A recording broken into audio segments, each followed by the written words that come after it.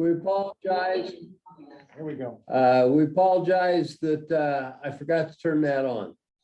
So this is the Weaver County work meeting, 11:30 on the 8th of August, and we welcome you all here, including Ogden City. Good to have you all here. Happy to be So time's yours, bud. here. Thank you. Yeah.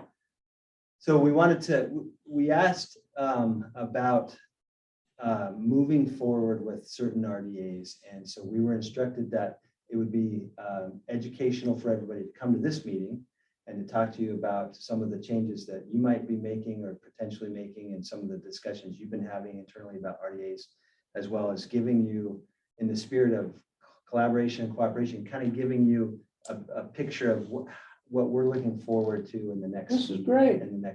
year or so.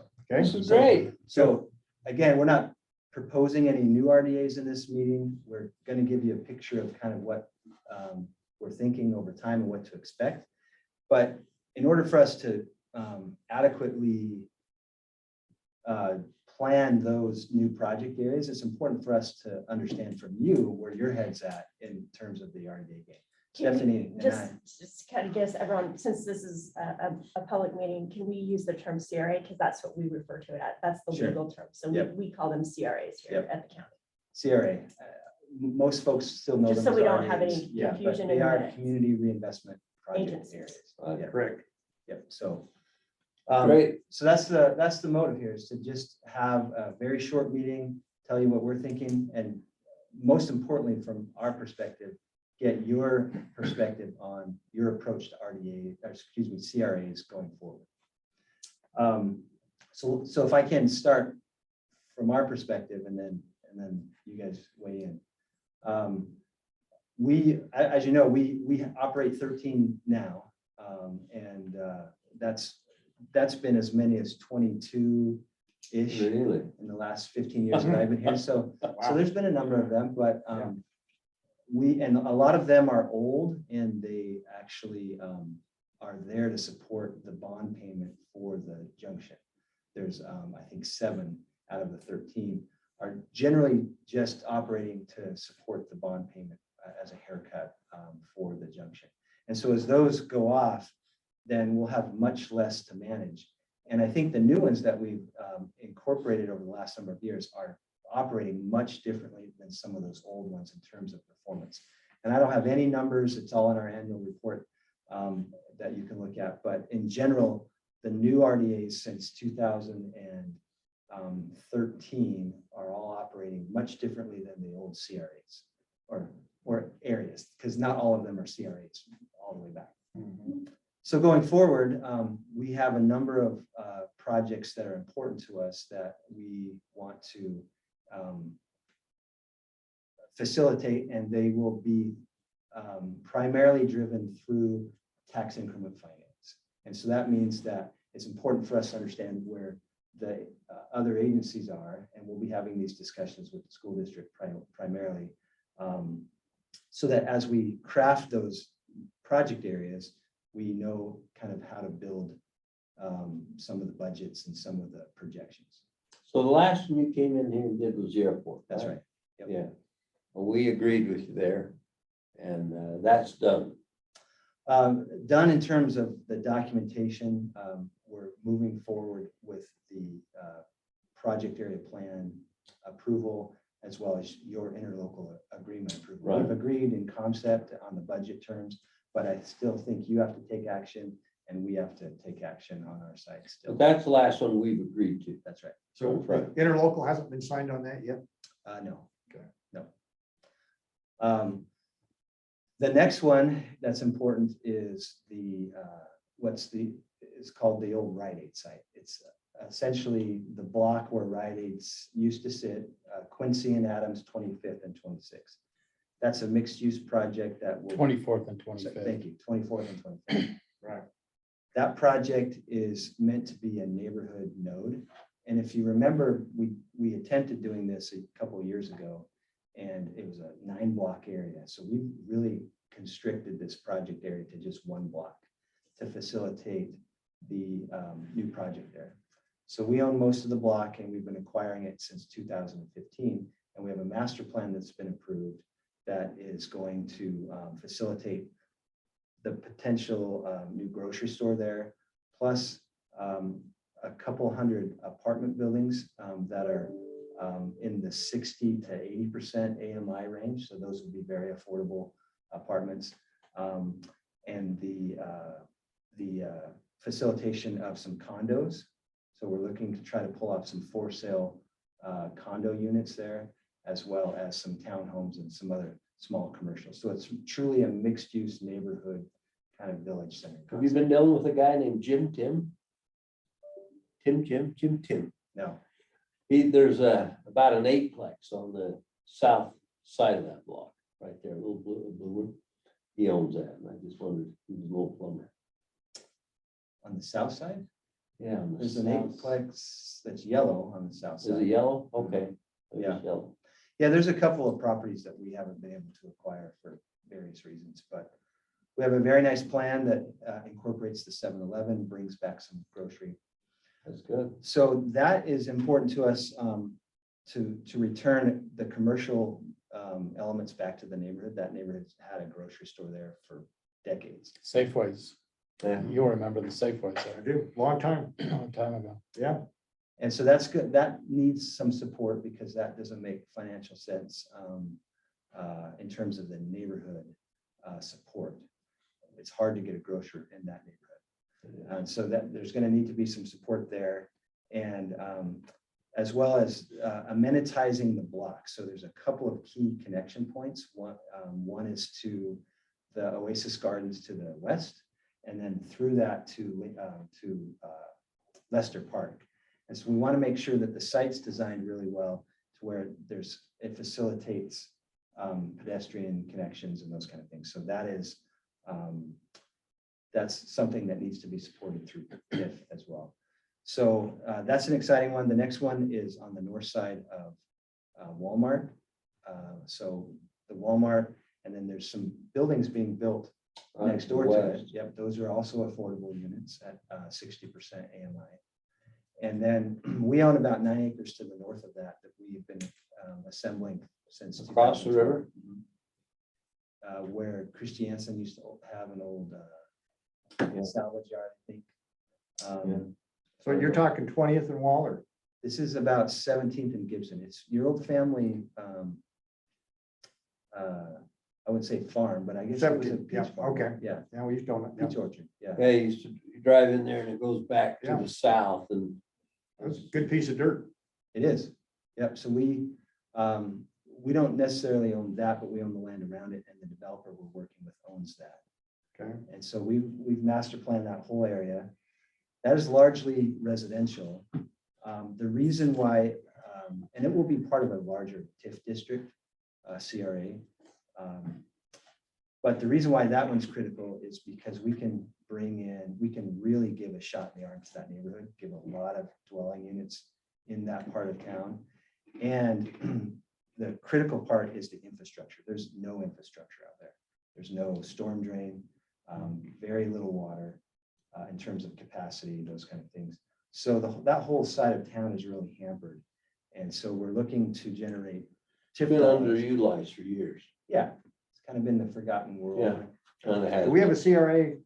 We have a project area on that now? Not yet, that will be forthcoming. Okay, so that's one that's coming up then. That's right. Got it. So Okay. Fresenius, we did one for Fresenius Yeah. many years ago. Right. That's expired. This new one will encompass a lot of the land, but not the old Fresenius that we just expired. So we're not going to double down on that. Okay. But that was really important because we have the ability to put a bridge over the Ogden River between the Walmart and that land north of the river. Walk bridge? Vehicle bridge. Really? Yeah. And it essentially, because you know that what is that, 21st going out Yeah. is one way right after the Walmart.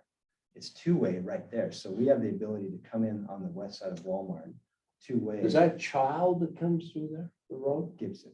Gibson. Oh, Gibson. Mhm. Yeah, Gibson. Well, I heard that there was development that'll be the inside of 21st Street on that ground.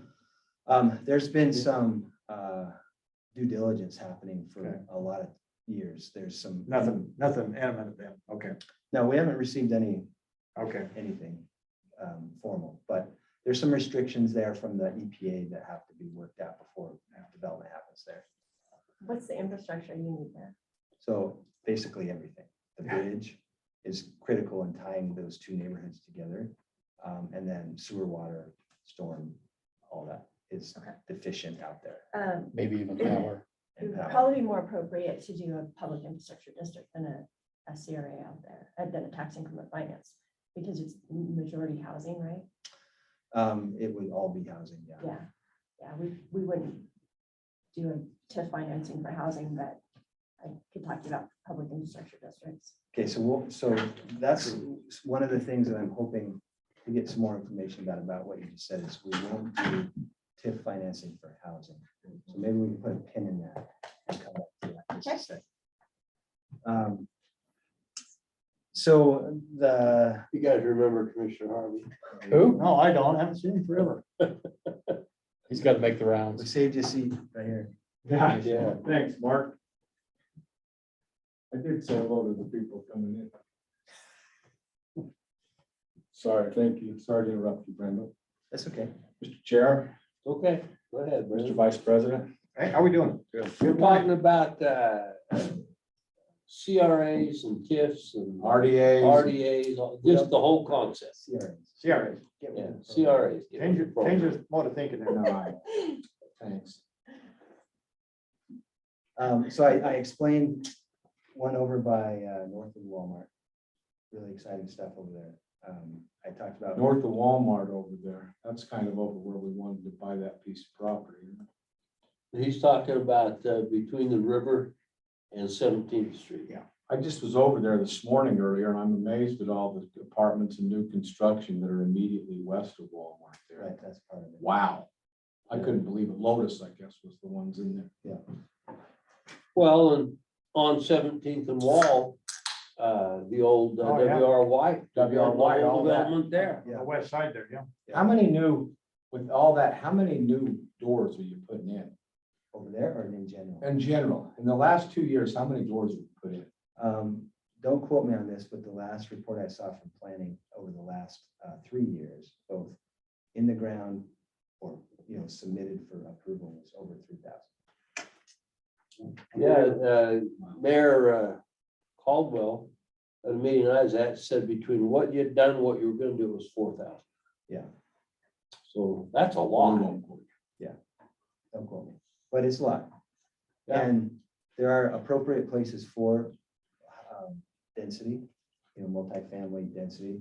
I know some folks see all this happening and they scratch their heads, but Ogden is built to handle density in the downtown specifically. And that's where we would like to see it. And these areas that I've been talking about support the downtown. So the property north of Walmart there is on the edge, right? So we can start to transition from our downtown into 12th Street, which is our retail corridor.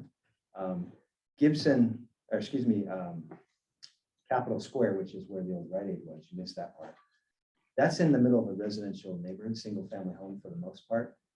And the reason why density makes sense for us there is because it's almost dead center in the middle of town. Yeah. In that neighborhood. So to create a commercial node in that neighborhood makes sense. And that's how it's kind of always been. And so that's what the approach that we've taken going forward. But actually, to be specific, the people with the national transportation that was here last week were really high on that. Yeah. Remember, we went over to the bus station early, but when I went back up to the Weber State, they were really super high on that. No, that's kind of what it's always been for as long as I can remember. Yeah. The grocery store there and It's good it's planning. the center of town. I mean, Will Wright Lumber was there. Yeah. all right, yeah, that's Right. always been a very good part of the city, in my opinion. And so you're right, it is good planning. It correlates with all the stuff you're hearing from Wasatch Front Regional Council in terms of highlighting some of these transit corridors. Gibson, or not Gibson, but Capitol Square Rite Aid is on the BRT line on 25th Street. So it coincides with developing density along that corridor. So it's all good planning stuff. The Gibson one is going to be awesome because that's just a tired old neighborhood. Yeah. We redid our neighborhood plan a couple of years ago, and I agree, that's we had a just lot of tired. participation from that neighborhood. And they Now, said- that's the one that's gonna be out by Fresenius and then coming this way to the river. Is that gonna have any low income housing? It'll have affordable housing. Okay. So, yeah, right now what's being built west of Walmart is all affordable, 60% AMI. We'll have some more of that north of the river, but we'll also have market rate townhomes for rent, for sale, and some single family homes for sale, market rate. So our philosophy is that we want to create balanced neighborhoods and we want to facilitate as many housing types over a spectrum of affordability as possible. So that's our whole focus when it comes to our quality neighborhoods initiative. And when they're balanced, it makes a huge difference to the schools, churches, the neighborhoods, because you've got all different kinds of housing types, all kinds of salary ranges for residents living there. And it just helps not to have all the same type in one area. That's kind You of what would the school know. district, the school district's facing that right now. You would know. Yeah, and we. One carries to all the rest. You're right.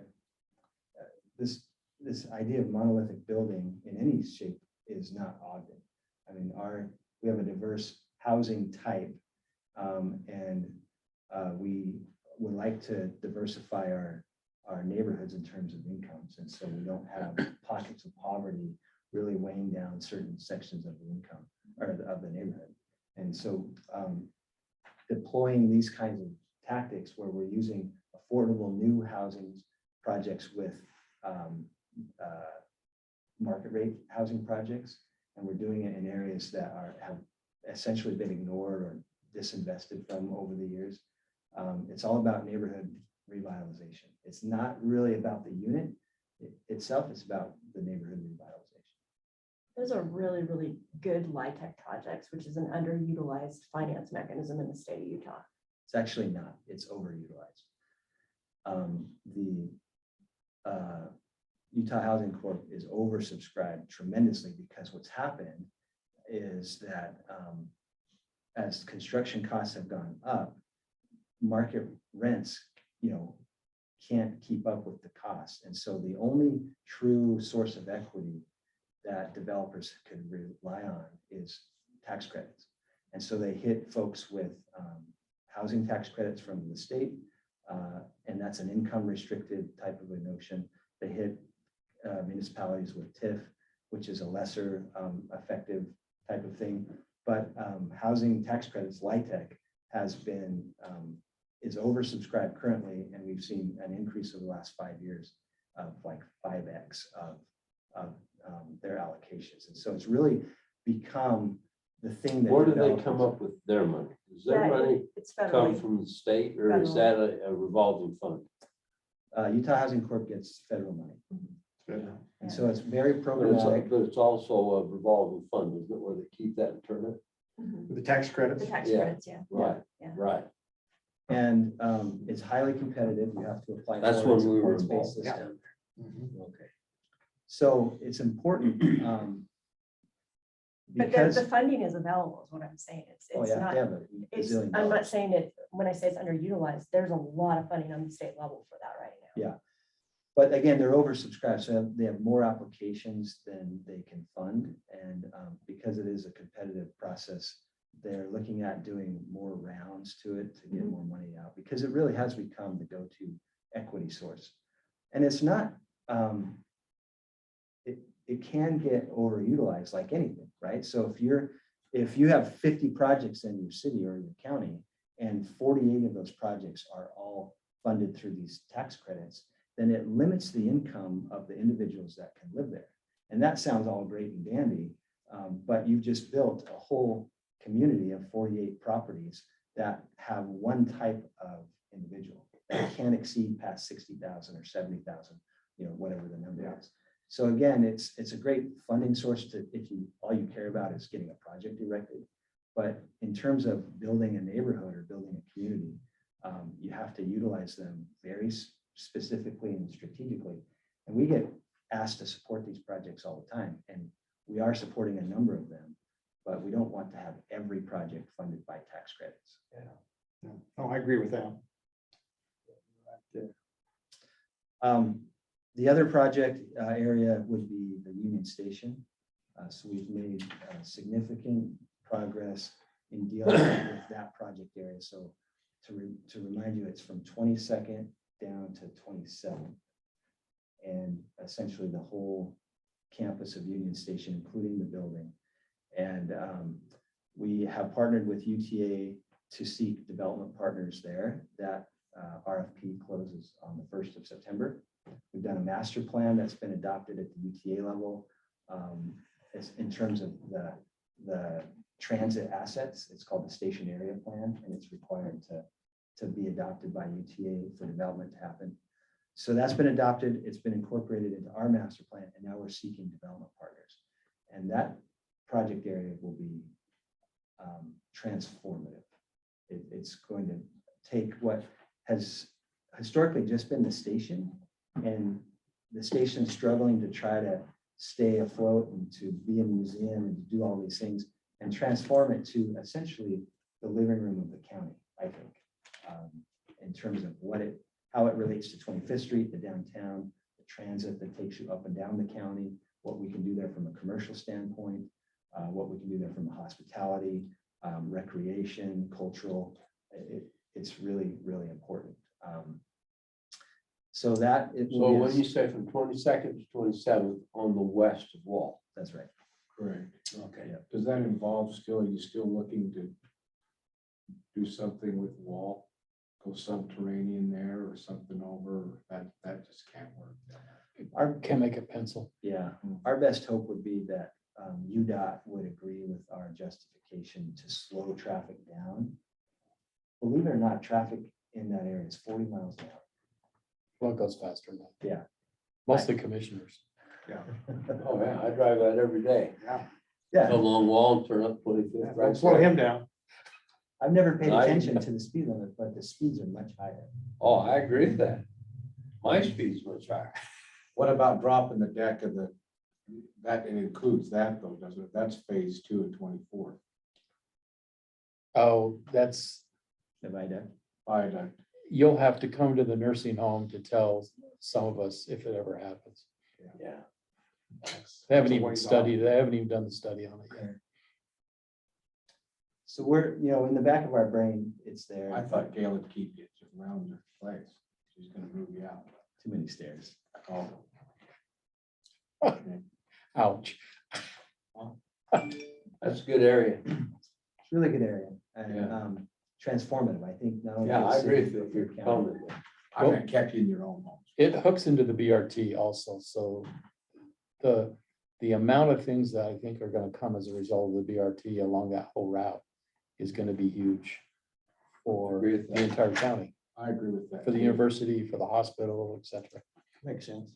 And we've done this joint with UTA because we knew that the transit assets and the BRT and the front runner were all going to be key in how this whole thing is operating. So we're like this with UTA. And there's some proposals that we've made, for instance, moving the front runner stop from where it is back to the Union Station. You've heard us talk about that. They're fully in support of it, but it's a concept that we don't quite understand how to fund yet or how to implement, which is why a CRA or HTRZ would be something great there. Well, your redevelopment of the Union Pacific property. And has UP bought into that? You mean going further to the west? Further to the west? Crossing the tracks. No. We've not made the formal pitch, Oh, have you? no. I really like what you've done there. We are in the process of working through the ownership of the land under Union Station. We don't own the land. Yeah. We own the building, Right. and we've got to put that together. That lease ends in 2027, I think. So we're currently working on that agreement, which is really key to this whole. Yeah. the It whole takes thing. years to do all this, doesn't it? with them, they have probably 7 layers of hell no, guys. Yeah. You gotta No, go no, through to I get agree. They're the anywhere. worst of the worst. They're tough to deal I with. thought the LDS Takes a church while. was the No. worst, but Yeah. they're the worst. They're about. UP's Same. tough. That's, The LDS church is just nicer about it. oh, they're just, They say, they heck no, smile I'm when not they going. say no. UP Heaven, doesn't. heaven forbid we do something like that. Well, That's right. we work on 4-year terms, they work on eternity, and we're having a hard time matching those up together sometimes. Yeah, I agree with that. But in every aspect, it's important as we come to the county as seeking partnership in these things. It's important for y'all to know just the level of commitment that we have with some of these deals. TIF deals are interesting because you have to kind of all agree on the same vision and agree on a budget and everything. But almost in every case, and including the cases that I've just described, the city will have invested millions and millions and millions of dollars in making these projects happen, even before we seek TIF participation from other community partners. Take, for instance, Gibson, right, north of the Walmart. We'll be into that land over time, all said and done, at least $3 million. And that it becomes part of the development deal because we're trying to do things that the market just can't figure out how to do.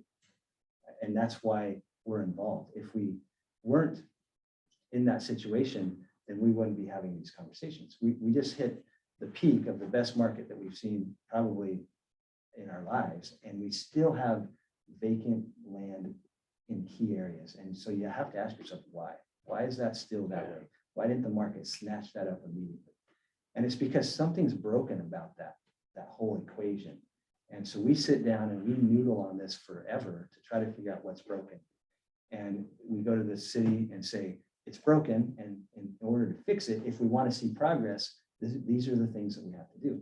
And in most cases, invariably, it means that we have to partner together using our tax increment dollars. And so that's kind of how we approach it. And all the things that I've just explained to you are project areas that will be highly impactful, Union Station being the biggest for both the city and the county, and just are not feasible without a bit of vision and a bit of extra hard work. So redevelopment of residential is probably the most difficult thing to do.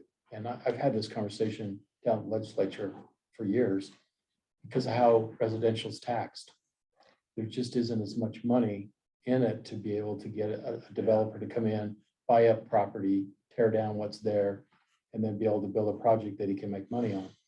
And so one of our most difficult challenges is the residential pieces. And Ogden's the age where we need to have a fair amount of that kind of redevelopment happening in our community. The only way you can really do it is go vertical, put more units on. Perfect. And sometimes that works, but it's depending on the area. Sometimes it doesn't work very well. You know, density doesn't work everywhere in the city or in the county. It works some places really well, where there's public transport, where there's a lot The of only those. reason I say that is because traditionally, when you struggle putting these together, it's financial, Yeah. and that brings more money. Yeah. Density usually is the first place people go to. In terms of fixing the math equation. A lot of times that doesn't work because parking really is the driver of density. And so you start to get these suburban type facilities in an urban setting where you're using the bulk of your land for parking.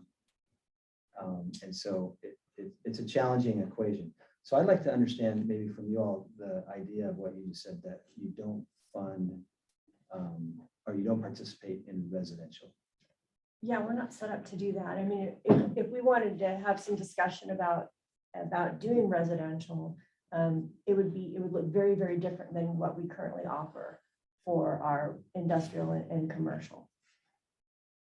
So Well, that would be an internal dialogue I'd want to have with our team as well as the commissioners. Brandon, you probably understand through the governor's economic opportunity, we ran legislation last year, Mike Schultz ran it, basically making some major cuts in where the TIF could be used. There's some meetings this past summer that we're involved with right now that Go Utah, previously Go It, basically saying along the Wasatch Front, there's no reason to incentivize residential development.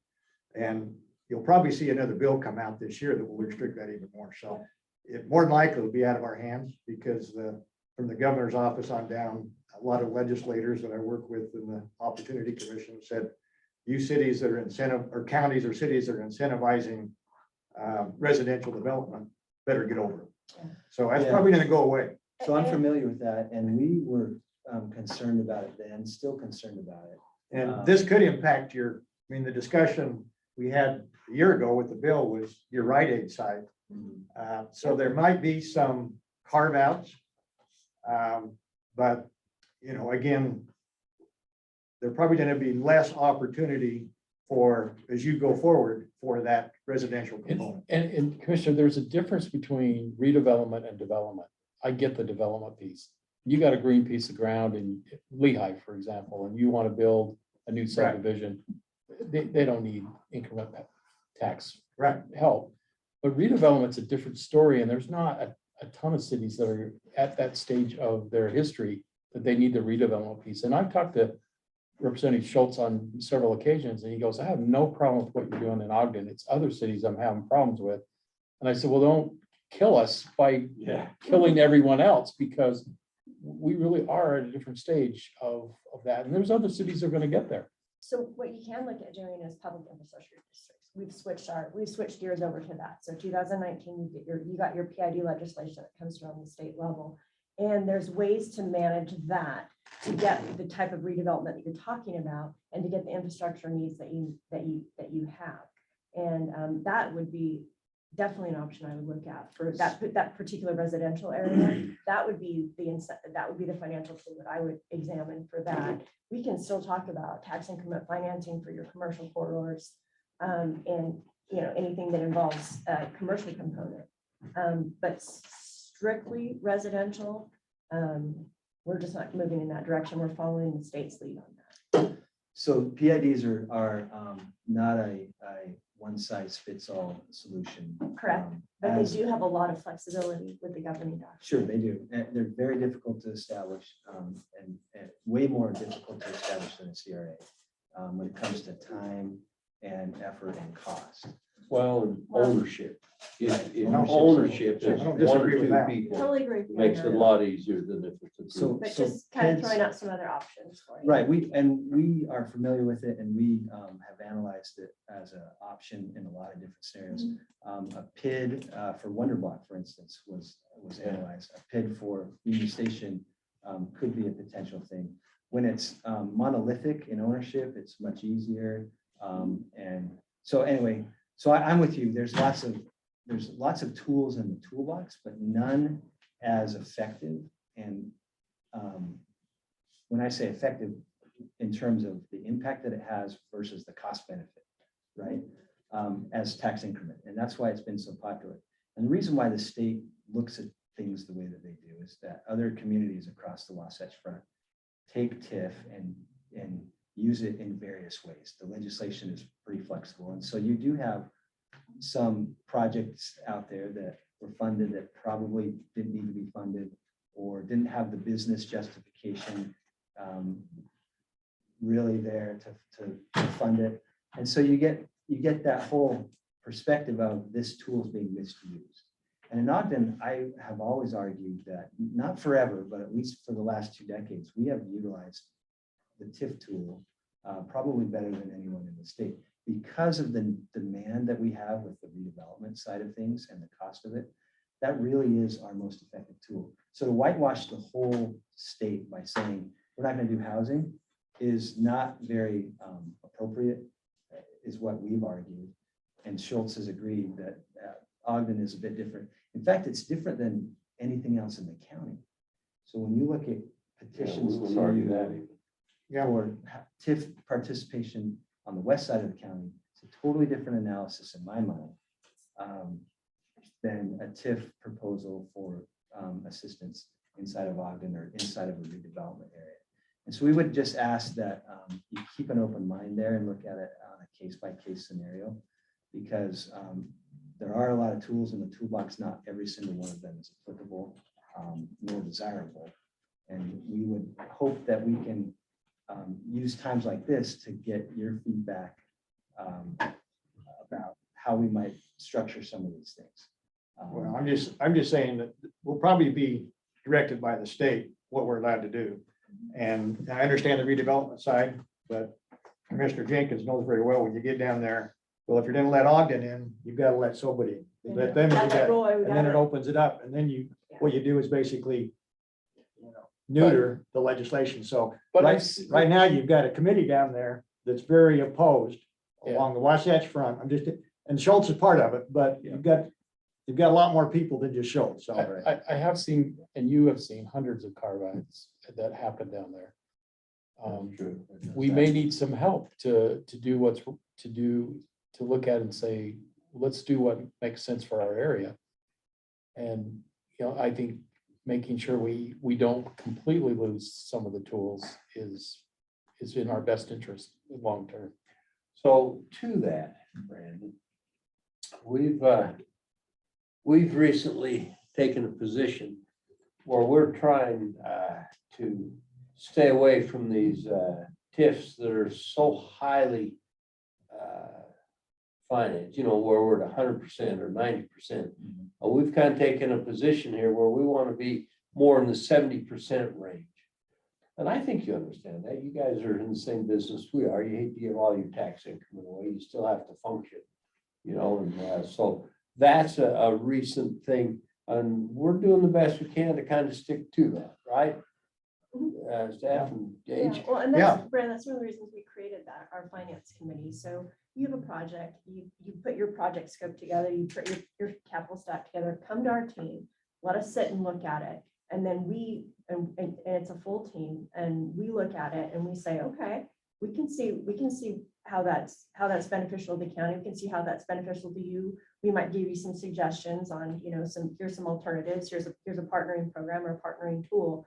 And then we bring it to the commission and say, listen, we examined this as a team and these are our recommendations. And we've been to that committee before, haven't we? You haven't. Yeah, you should have. yeah, we've done that I process. mean, that committee's been before. around for. Yeah. Yeah, for a long several time. years. Yeah, we've been there. New they're very direction helpful. with Stephanie here. Yeah, but they're very helpful. Yeah. Yeah, we have it's a totally Even John different, Bond was it's helpful. a completely Yeah, different right there. composition. It's a very helpful, friendly, courteous. kind So when we friendly, talk- cheerful. When we talked, you kind of spearheaded,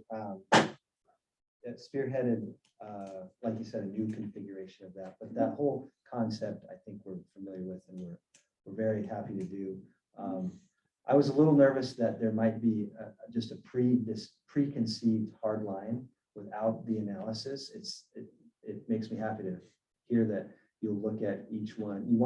You kind of have a threshold that you like to live at, but Right. each one still has the merits that it can run on.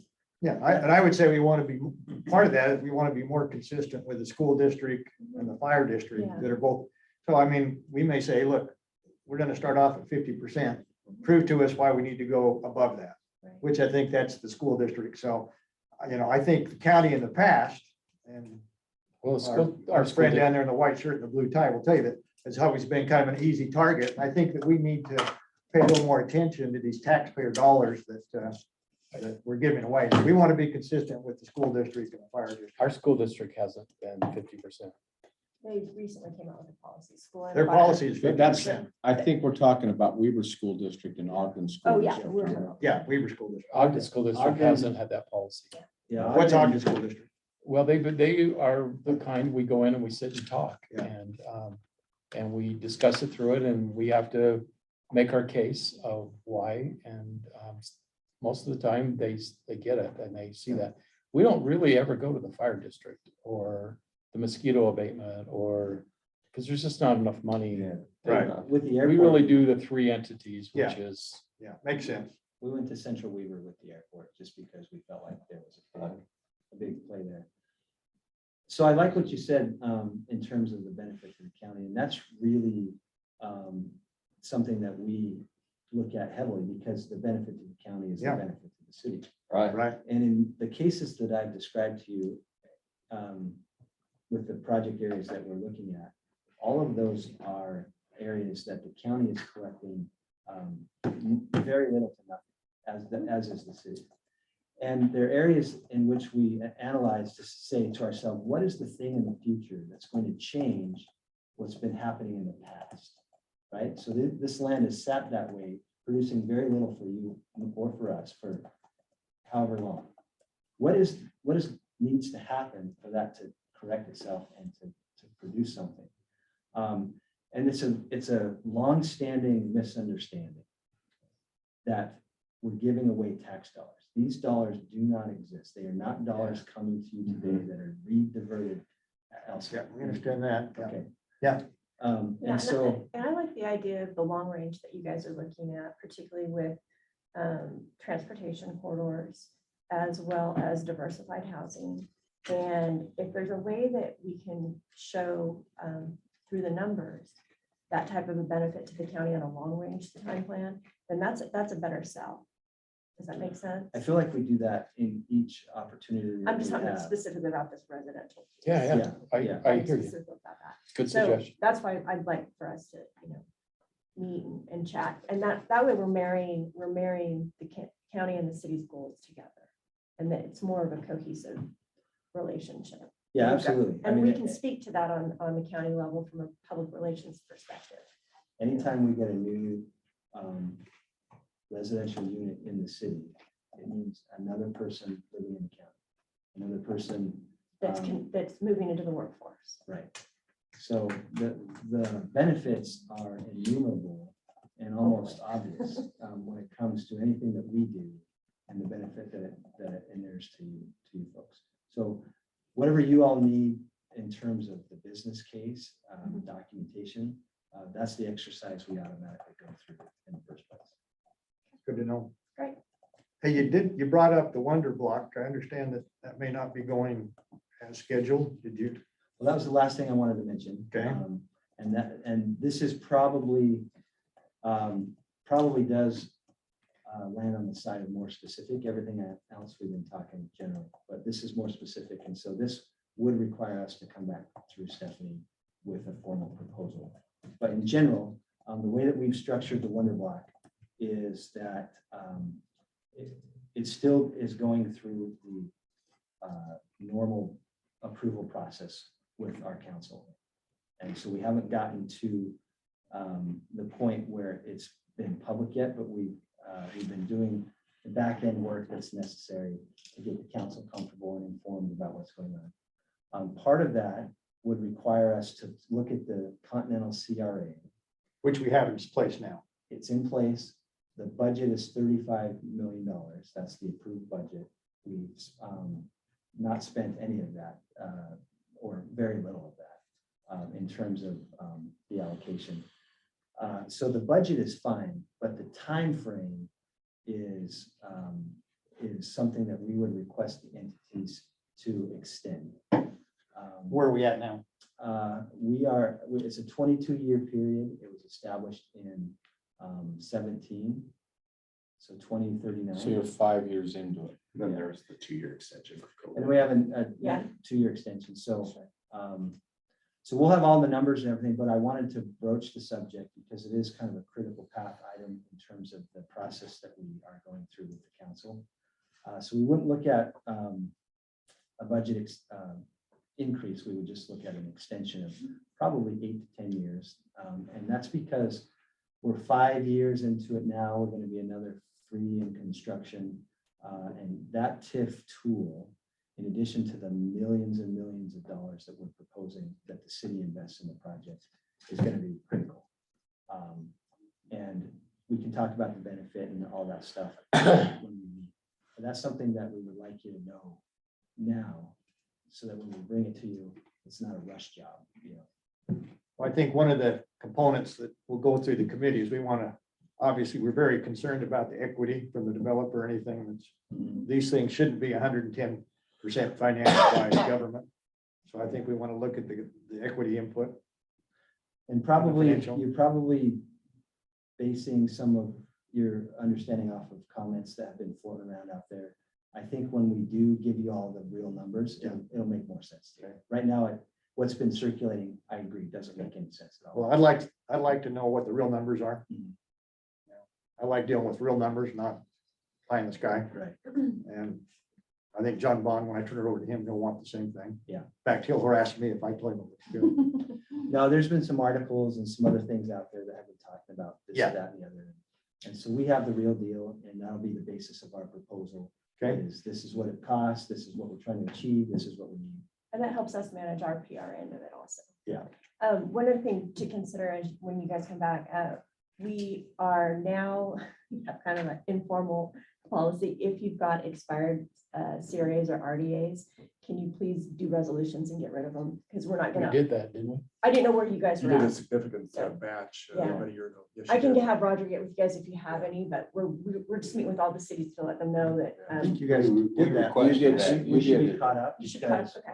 that Yeah, was I'm just not something sure that where was you guys are at. I just know I've got a couple other cities that have some So, outstanding It's ones. kind of that we're been the getting rid of. general practice for us. We don't not get to do say that we're ahead of that very often, so we're taking that. No, they did. All right, no, good for you. 'cause We we're- held up one we're- of those CRAs until we had that. We're holding people Yeah. hostage till they. Yeah, I You did, we and we do did that. it, and we got it done. Okay, For fantastic, You some gave us the reason, right after motivation, 2 we months, got it we done. finally excellent. made it happen. It was amazing.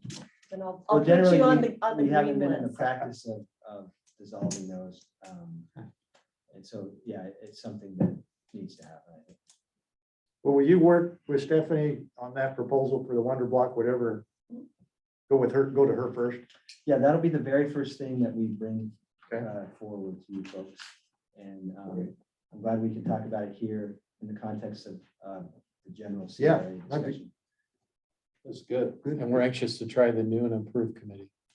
Glad you brought it up. I don't know, you say that, I got a bunch of attorneys on That's okay. it. 2 opinions per attorney is what's at my place. That's what, and Mark, you may be interested. So we met with your transportation, well, the COG Transportation Committee met last week. We looked at your 21st wall proposal. We looked at your D Avenue proposal.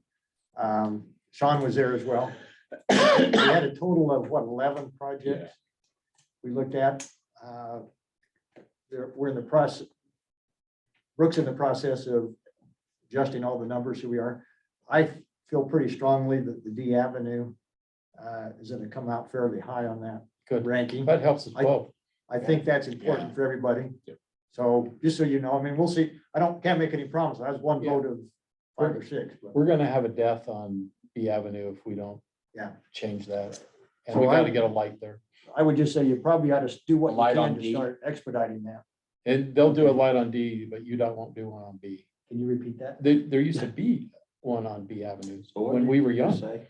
So I just There say, was a light there. you've got some property acquisition, whatever you can do there Yeah. to move the ball. I feel pretty strongly if that's going to come about. Good. It's important. The last property in the track line project area is under contract. We had it under contract to a local company. It fell through. It's under contract again. And so we should see some buildings happening quickly. I was going to ask you, because those lots have all been sold, right? The last one's under contract now, Oh. so yeah. And then we're working on the exchange building to get it redone. We have an amazing proposal for the. Is either put saran wrap all the way around it to keep it together or do something with it. That's So, good. Well, I think that D Avenue becomes critical. Well, well, it's good for it's the, important for us too, yeah. for the transfer station. It's a big deal for both of us, so. And that So, whole area is going to depend on it. The Swift building, Mhm. it's kind of died off. It's gone. I know it's gone, but you lost your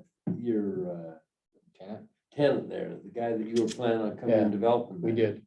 You did. We canceled the contract because the timeline in which we projected the cleanup to happen is much longer than we anticipated, because once we got into the voluntary cleanup program with the state, they required so much additional characterization for the site than we anticipated that. Oh, We didn't feel like it was fair to keep extending.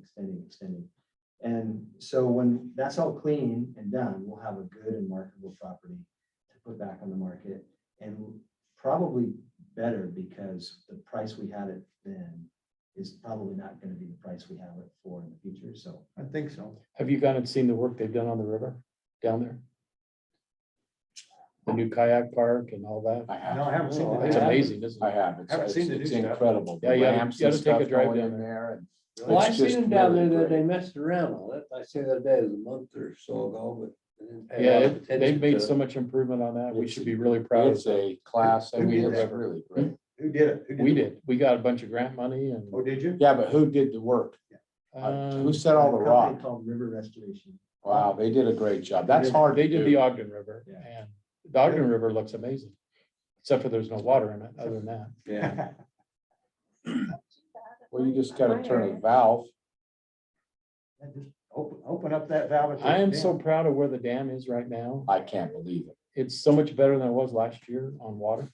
Yeah, buy it this morning. I When knew you there had was a- motivation of what's going down on Lake Mead with all the bodies are finding. We don't want the water to get any lower here. Yeah, don't know what's in there.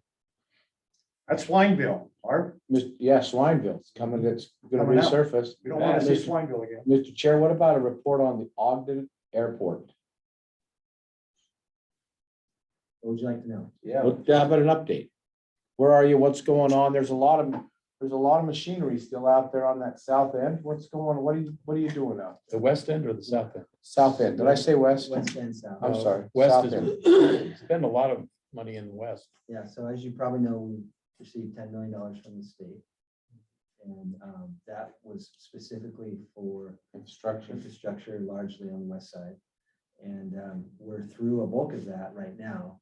And it's done exactly what we intended it to do, is to create buildable areas. And so everything on that west side has received infrastructure improvements. We have a new well that's pumping water to facilitate. that. Wow.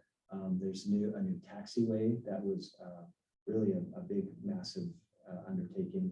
We're looking at a new apron that will facilitate 8 huge hangars that could accommodate military-sized aircraft and 7, what's the biggest one? 737s. Well, So we're moving right along. great. That's good. That's good. You don't have any new tenants or anything happening there. You Oh, about had one at one time and then they Yeah, we're working on a few right now. still. Yeah. On the west side of Williams International Yeah. out there. Williams is a great success story too. Yeah, They don't get a lot of attention, but they came in, said that they had a problem with their plant in Mexico, burned down. They were losing $1 million a day. The CEO of the company came and sat in Mark's office and told us that we need to make a decision. We're gonna either build out here or redo stuff down there. How quickly can you facilitate it? So we said quickly. And That's probably what I've been seeing. It's out there. They said they never been treated by North a side. community like that ever before, that how quickly we moved.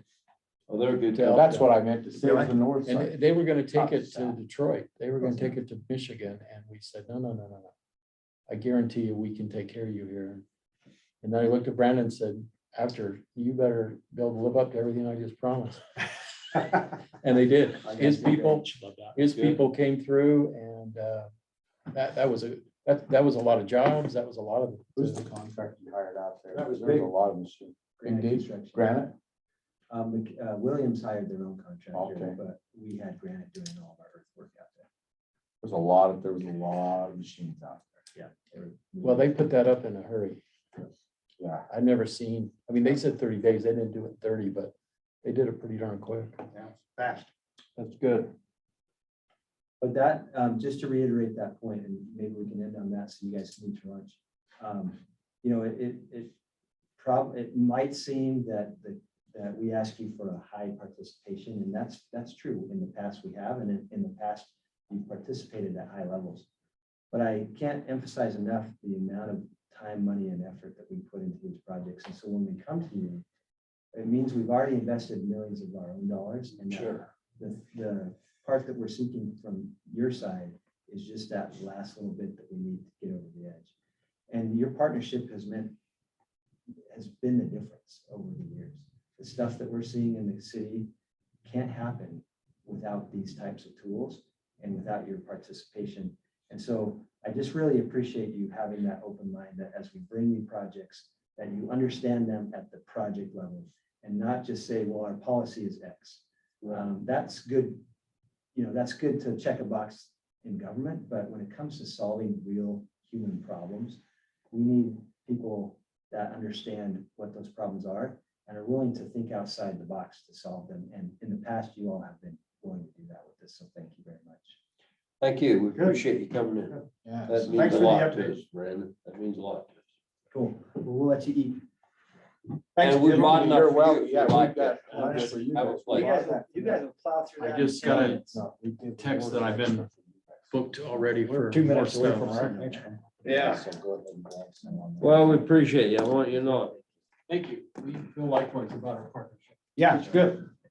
I'm gonna need you to settle down next time you come in here. Okay. Just a little too. Thanks, Brandon. I'm gonna miss the classes. Oh, I'm not. 2 more days and they're gone. Then Gage gets to put them on. Yeah. Hey, Judith. Remind me about that. Yeah, my day's done. You want to take some with you? So the meeting. Fascinating. Sometimes they're in training schedule. The only time Sarah can move is on Friday.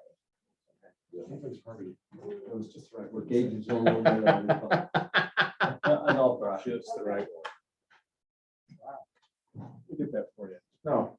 I've got. You have a challenge today. Stepping on your. This looks wonderful. Looks good. Yeah.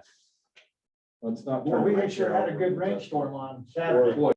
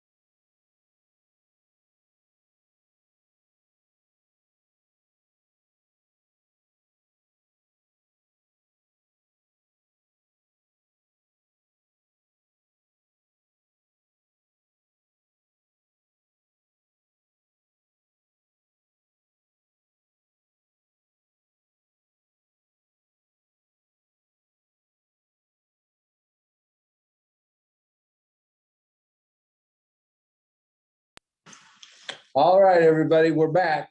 This is our 12:30 meeting. It's with Cortland Erickson and Sean Wilkinson regarding the property, a little small piece of property we have on West 12th Street on the north side of the river. So it's actually not right on 12th. It's about a block to the north of it. And so Cortland, go ahead. We had a discussion about this back in February when we were initially considering the idea of conveying this property to the Trails Foundation of Northern Utah. And at that time, the direction that I wrote down from you as a commission was that you wanted some kind of a restriction on the deed or something to ensure that it was used for trail purposes.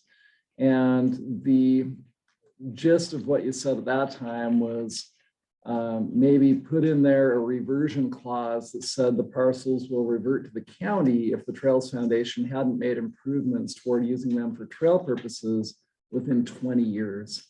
And there are a couple of different ways that could go if that is still the direction you want to go.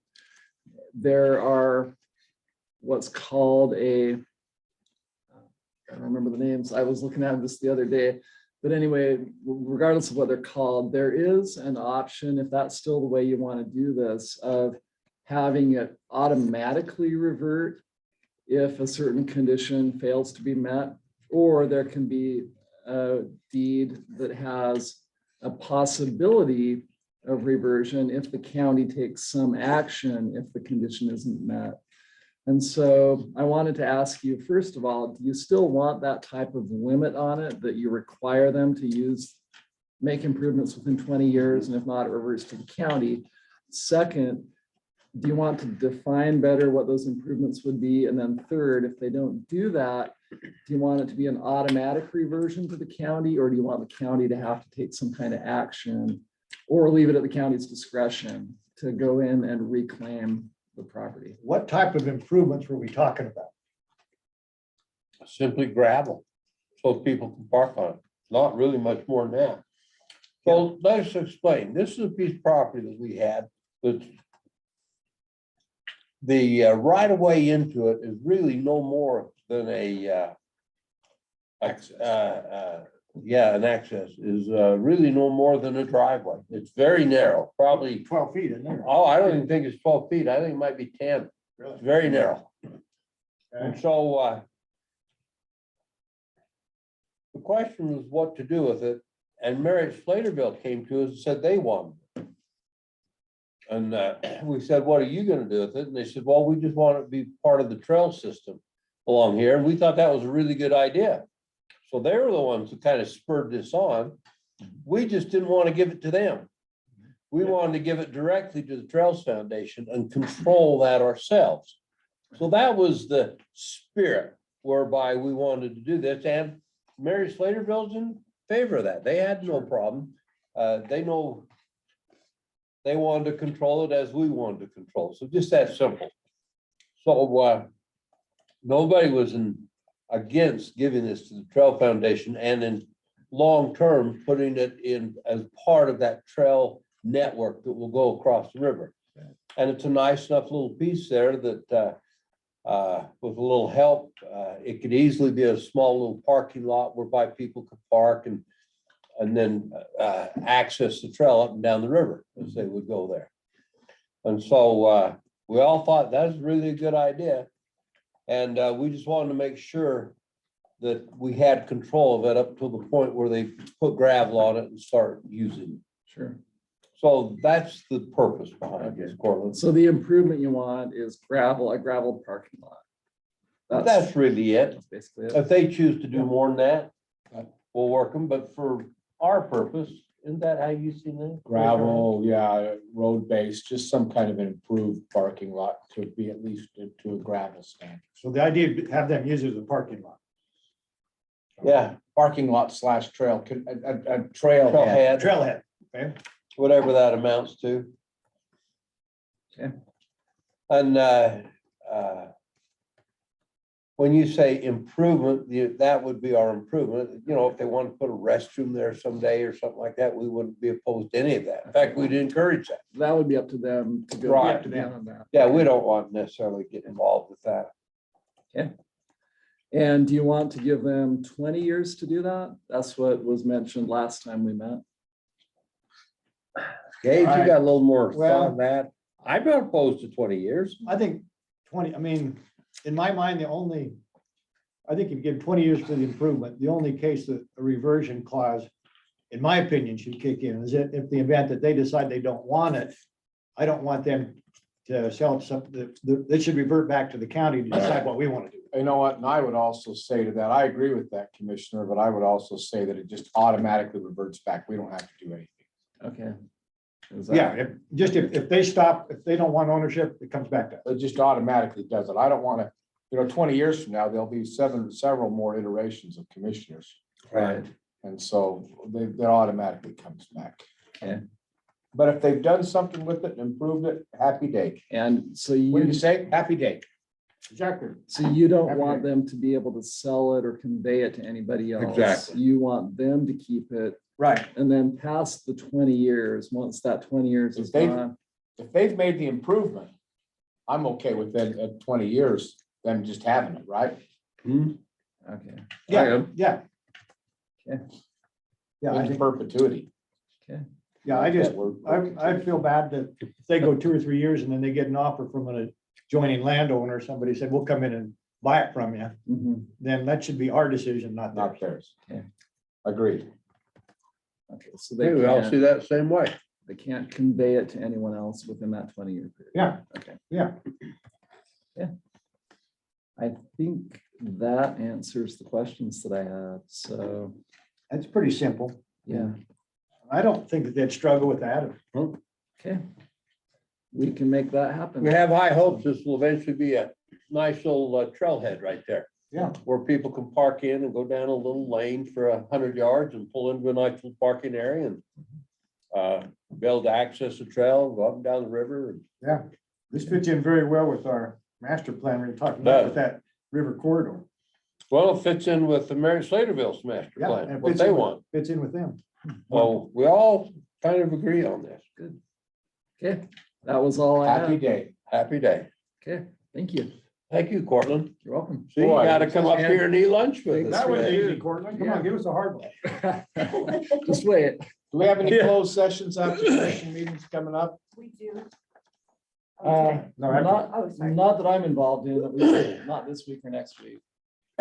Everything out in South Ogden Way, unincorporated Weaver County, near a roundabout out there. It's all taken care of. It's all put together, put down, all done, no more, right? Yes. Did we I ever, guess. we did settle I that? don't know. Oh, you mean that property? Whew, I know that was, boy, it's been a while. I know think it. that's all, I think that's all wrapped up. We'd have to talk to our attorneys Yeah. representing us. I believe that was all done. I can't remember. It's been so long. If all, I just- everything got all the way resolved. We had an agreement, but with that, we had an agreement, but that we've had agreements before. Yeah. I don't remember. True. So I'll have to look into that. Okay, All right, thank you. thanks. Appreciate the food too. So staff, your next stop's 12:45, so you're right on time, That one's not me. isn't it? I'm 115. Rick Grover, Rick Grover, and you're on the list. Stephanie Russell. This Sean, is, and Charlie. yeah, Charlie and Rick will lead this. This will likely be something to do with Nordic Valley. Yeah. Oh, wonderful. Okay, all right. Was that, they weren't proposing a Walmart up there, were they? I don't think so. Gage, while you're up, why don't you open that door and tell them to come in? Yeah. we got it. Hopefully they're standing out there. That was- That was a little bit of I just asked to Funny. sit in on this one. Yeah. That's a, why. oh, But mine No, is a nobody here closed, yet. mine is a closed Thanks, Courtney. session at 1:15. You know, You're gonna Rick and love Charlie, they're pretty busy right now. I mean, right now, between both sides of the valley, of the county, what we're doing here, and Yeah, everything's happening. They're busy people. And we lost Scott. I know. I almost cried. Like, Scott, it made me- Park, It made me tear Purse, up. Purse. It made me tear up a little bit. He's a good guy. He was a good guy. I hate to lose him, but when you understand the circumstances. Is he gone now? Yeah. He's here this week. Is he? He extended for 1 week. Yep. I stopped him Friday when I seen him and said, Yeah, hey, Scott, he had a good understanding of plan. Yes, he did. you'll be missed. We have he knows really our enjoyed code working better with than you. anybody. Well, I'm gonna go Nobody's out there. get the water. It's like paddle, paddle, paddle, paddle, paddle. Anyway. You lose them once in a while. Not much you can do about that. What happens? It's true. It was a good opportunity for him. Oh, for sure. Yeah, and I get don't it. blame him. That's when you look closer to at home it. for him, isn't it? Yeah. Mhm. This is our 12:45. Why don't you unmute, Charlie? Oh, we are unmuted, okay. This is our 12:45 discussion on village plans, I assume in the Upper Valley. Yes. Okay, and so this is Charlie Ewert that's driving the bus right now, and we're waiting for Rick Grover to come in, and Stephanie Russell and Sean is in with the three commissioners. So Charlie, go ahead if you can get this thing up. I can. And while I'm getting it up, just give you the intro. So last time you guys chatted about villages, we were talking about the Nordic Village in the Ogden Valley. And we had a public hearing already on it. We entertained public comment. And so we're bringing back some ideas for you guys, hopefully to chew on a little bit before we get it back on your agenda for a final decision. We're hoping to get it back on your agenda on the 23rd, I believe. And if you want, we can even get it on the agenda earlier if you want. We can get it as early as next week if you want to. Well, I think we've got another meeting set up next week, so we gotta wait till after that. We do have another meeting set up next week. For what? For This, on the For- form-based village. a work session. Yeah, work session. Yeah. We do on the 15th. Yeah, If you okay. want, if you're comfortable with what I'm about to show you, we could still get it on the agenda for the 16th, still have that meeting on the 15th, just make sure we Oh, tweak it.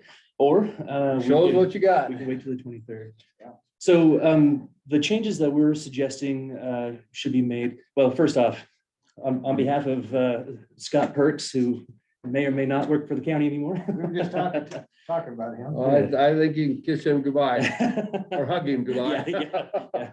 I gave him a awkward man hug Yeah. last Friday. But he wants to make sure it's pretty clear that the street regulating plan that had been proposed, best management practice is what we were looking at there. Now, I understand there are a lot of people on biking and others up in the Nordic area who are really concerned about the possibility that any of their neighbors might be able to redivide 4 different times. And so what we did was we changed the map. I don't have a picture of the map up here. I just have a picture of the Nordic area. We changed the map so everything to the south and just to the east of the Nordic project, the Nordic ski base, retains its existing conditions. And so most of those lots up in this area here have been built out at 1 acre minimums. Am I at the right? Yep, I'm the right area. Yeah, you're in the right spot. So Yeah, so Viking Drive's right here. Yep. And this is the area you're talking about. In fact, you can see all the residents on it right That's right. there. That's right. Close. And we went a little bit further just to make sure we didn't have any other issues or concerns with others. We came down here and just reclassified all of these roads to 1 acre minimum on the street regulating plan, which is predominantly what a lot of the folks up in that area were hoping for. That's great. Well, they're all 1 acre now. They are 1 acre now. In fact, they're 1 acre now in a 3 acre zone, so they're all non-conforming. Yeah, exactly. That's, And Yeah, so so, already well, non-conforming. most of those were all subdivided back in the day Back in- when That's true. when it was 1 for 1. that's So we're right. really fixing it, so when they go to sell their house, They won't be non-conforming. they won't be non-conforming. Right. Yeah, Well, This is a and, great thing. Yeah, this is what they have come to us and asked. Yeah. To do. yeah, they want no All right. changes. Well, we all agree with that. I So, agree yeah, with so that. basically what we're saying is, look, if you're already in one of these developed areas, we're not bringing you in. Yep. If somebody wanted to come in the future and ask for a rezone, We do it on a case-by-case basis. And I do expect that that's gonna happen. Probably will.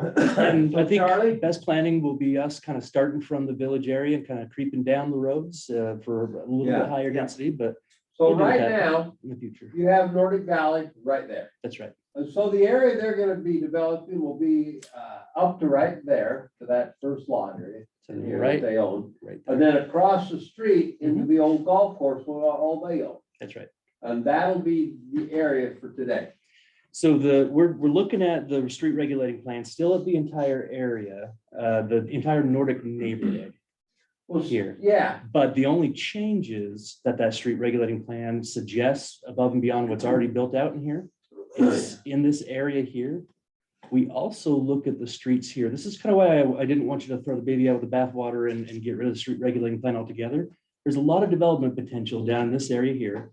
Now, the street regulating plan doesn't suggest high density in here, but it does talk about medium density residential in this vacant space in here. And that's a little bit better suited for development. You got really steep slopes up in here anyway. So you're better suited for development down here on the lower lying lands as it is. And we haven't heard from any of those landowners, at least Do they, well, to my understanding. do on they whether- know? That's the thing. Everybody up in that area is on notice. We've had a whole bunch of meetings. We've had Yeah, a year's ton of worth of meetings. meetings and we put signs up and notices have I been can posted in the say the paper. landowners in this area right here have all been in favor of the street regulating plan. It's what we had up here with the existing home, so. And those people ought to have the potential, if they want to, in the future, If they want, if they want to, their choice, they don't have to. but no. And I keep on falling back to something that John Lewis keeps reiterating. And that's if we're going to get to Yeah. full build out in the valley, we've got to be able to put all of those thousands of units somewhere. Right. And if it's not going to be spread out, let's find areas to concentrate them. And this kind of seems like low hanging fruit. And we don't have a lot of landowner pushback here. We did up in the Viking area, but not down here. So that's in the proposal coming before you guys. We've also addressed with Laurent and team the moderate income housing component. So we rewrote that paragraph in the plan. Basically, the very first option a landowner has, is to work out a development agreement with the county commission regarding moderate income housing. And that is what we're going to do with Laurent. That's option one. Option two is going to be to permanently set aside 5% of the real estate transaction of the first real estate transaction that would then flow into an escrow that would go to Andy Beatles over at the Housing Authority. And these are all options. Any of them can be taken by the applicant or the developer. So they're not locked into any one of these as long as they just choose one from the menu. That's two. Option three is to set aside space, land. And when we set aside land for the possibility of moderate income housing, what we want to do is have them set aside twice as much as they would otherwise do for just 5%. So in other words, set aside enough land for 10%, 5 of that being moderate income housing, the other 5 being for the housing authority to be able to realize full economic value so that they can build the 5%. So they'll build 5% at market rate and use the proceeds of that or the funding from that to build the other 5% of moderate income. Okay. Hate I it, don't love know it. about that.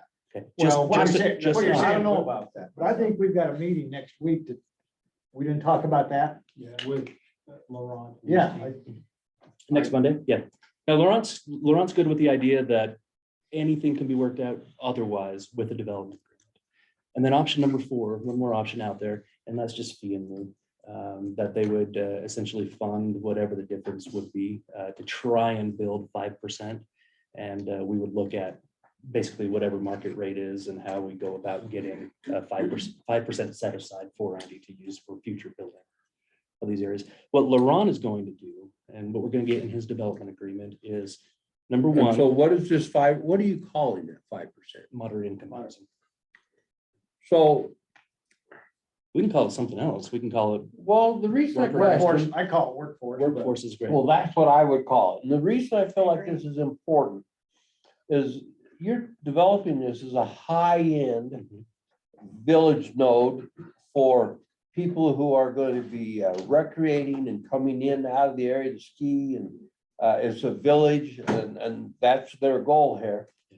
And so to have moderate income housing in there, I don't think is appropriate. Right. I think what they want is workforce housing. And so if you call it that, I'm all for that. Now, are you okay still having the parameters of moderate income? Mhm, I'm on okay with that. Okay, so Yeah, workforce housing. That ties into I workforce. think that's gonna come on its own. Okay. Well, I mean, I'll get in, I'll change the text and we'll call it workforce housing. I think that's so what great. did we do with Snow Basin? Because more than anything, I want to be consistent. Exactly. Good point. So Snow Basin between actually the- Between Exactly. these resorts. they had a really complicated formula. So the DRR1 zone puts together a complicated formula on how to determine how much moderate income housing is needed, or I think that we call it workforce housing in that code. And we were hoping to not make it quite as complicated. And if we need to go back and look at Snow Basin, that'd be great as well.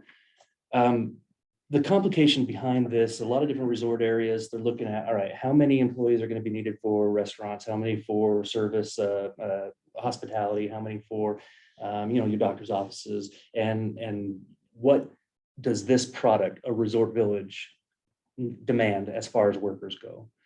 What I would rather do is look at this on how many workers are needed on a per rooftop basis. It's Well, just easier to do. It's an easier. Yeah, And you're not always going to get apples to apples. You may have an area that is very heavy commercial and not very heavy residential rooftops where you have a lot more workers. And we may need to look at those on a case by case basis. Well, I just Charlie, think I it's an think the easier important calculation thing to here take is that in principle, we're the same as Snow Basin. You might not be the exact ordinance or code but in principle, I think that's what Gage is Yeah. saying. He wants those to be, and if you feel like this gets you there, I think so. Yes, I think so.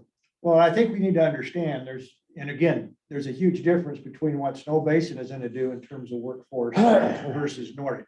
So this, you've got the hotel up there, that's, down, it's coming up sooner or later. Yeah. You're gonna have that environment, which is gonna be different than Nordic. It's not gonna have anytime in the near future, that type of what I'm gonna call operations. That's So right. the operations, the hotel, people that go in there and clean it, maintain it, et cetera, are entirely different at those. I think we need to take a step back and say, look, what's it gonna be for operation? Yep. Now, you've got the operations of the ski resort, That's right. but that's gonna be those people already live and work either up there, they're not gonna live on site necessarily, Right. because they're already there. Right. I It's agree. it's those people, if they have a hotel or what I'm gonna call the higher operations intensity that we need to look at. Yeah, I agree. And I think on a operations by operations basis, I think that's going to be really appropriate. That's one of the things Laurent mentioned. He said, in areas where he's developed in the past, in Europe primarily, the moderate income side or the workforce housing side comes when that new operation comes in. Whether it's that hotel setting aside Yeah. or a restaurant saying, all right, we're going to have 15 employees, so we need to make sure there's 15 residential units. And that kind of gets a little bit sticky when we're looking at the economic development side of things, because if we're trying to attract economic development, and then we tell them, by the way, you've got to make sure you build 15 homes or 15 apartments or whatever it is, that might be a disincentive to them. Laurent says this shouldn't all fall on, Laurent says this shouldn't all fall on the developer's back, but I said, Laurent, as the developer, you're the one building the beginning of all of this. That's true. And as a restaurant comes in, we're probably not going to be asking for the business owner to set aside moderate income housing. But as a builder, as the master developer, you can work with the folks who are looking to move in here to make sure that set aside is happening. And so he's planning on doing that through the master HOA or the master land. No, I think where you're headed is good. It's gonna be about timing. It's gonna be about what drives the need for workforce. I want to make sure that there's a need for it before we require somebody to put something up that doesn't make sense. well, Which I agree with Commissioner. yeah, and having that as a set aside Yeah, is fine. So the code has 4 options. Like I mentioned before, those 4 options. Number 1 is what Laurent is going to take, and that is anything is possible if you negotiate a development agreement with the county commission. And that's what he's going to be working on with you guys. The other 3 options are just the backup plan. So let's just say at the 4-way intersection, let's say we have a developer who comes in and says, I want to put 1,500 homes right here at the 4-way intersection. Well, if that person wants to do it without having to negotiate a development agreement, just using the form-based village ordinance, and the standards that are there, they'd have the option between 2, 3, and 4, which is either build it, set land aside that's double, or put fee in lieu in an escrow account that then could go over to Andy to build. Got some options. Yeah. There was one other thing I wanted to mention. What was that? Oh, I just want to pick your brain. I think we're going to be moving forward with the rezone pretty quickly. In fact, we're planning on having this in front of you guys on the 23rd, unless you want to move it up a week. The rezone for this. Okay. Sorry, not the rezone, sorry. No. This text we have planned on your agenda on the 23rd, the text amendment. Which is the same thing we looked at 2 weeks ago, Mhm. but we looked at it with the community plan That's that's now coming out. That's right. Right. So, the people have stood up and said, hey, don't force additional density on those lots. We're taking all that out. Right. If you guys are comfortable with what I'm telling you and you'd like to see it on the 16th, I would prefer it get adopted on the 16th, because on the 23rd in the evening, we've got the rezone for the Nordic project, the form-based village rezone, which I think we're going to call form-based community, so that the idea of village and area plans aren't getting confused. That's, I'm okay with that. that's Are up, you, that's up to Scott. but are you okay with that? Yeah, let's put it on. Okay, Man, we've been working on this for a year and a half now, 2 years. it's been quite some time. Yeah. That's right. So, This came out of your meeting with Laurent last week, is that right? Yeah, he would, all of this came out of the meeting with Laurent, and he would love to see it moved up before the. Now, has this new idea about pulling out the form-based or the community been before the planning commission? Instead of calling it form-based village, call it form-based community? No. Yeah. But I don't Well, think. I don't think- As far as the concept of pulling out, see, they sent us that approval that we talked about. Now we are taking a major share of that away. It hasn't, we haven't gotten to the planning commission. but we're taking it away, so it doesn't really affect them. Well, I'd still like them to be informed, but yeah, I agree. They did have a healthy debate about whether or not they wanted to scale back and just do what we're doing, what we're suggesting right now. One voted nay because she wanted to see it kind of go the way that we're going now. The other, I don't know if we had a full quorum, the other 5, I think, they voted in favor, but it was just because they were looking at best management practices. I don't think they had a So very strong. you don't think that, I wouldn't assume that they're gonna have any heartburn with this. I don't think so. the chair about it, and he was fine. Okay, yeah, I think we're all right, sir. All right, then. Okay, We'll put her on. So We're how do you do basically that? pulling back substantially from what they approved. yeah, and I think the neighbors will be happy about it for sure. When it comes to the rezone, so getting that on the planning commission agenda on the 23rd. We're just kind of trying to dot the i's, cross the t's with Laurent. As far as the moderate income, or excuse me, let's call it workforce housing component comes into play, he's planning on doing one of two things. At the very front end, when the very first plat that comes in, he's going to set aside, I think we agreed on 15,000 square feet. He's going to set aside 15,000 square feet for the building of moderate income housing. He's not going to build it, he's just going to set it aside.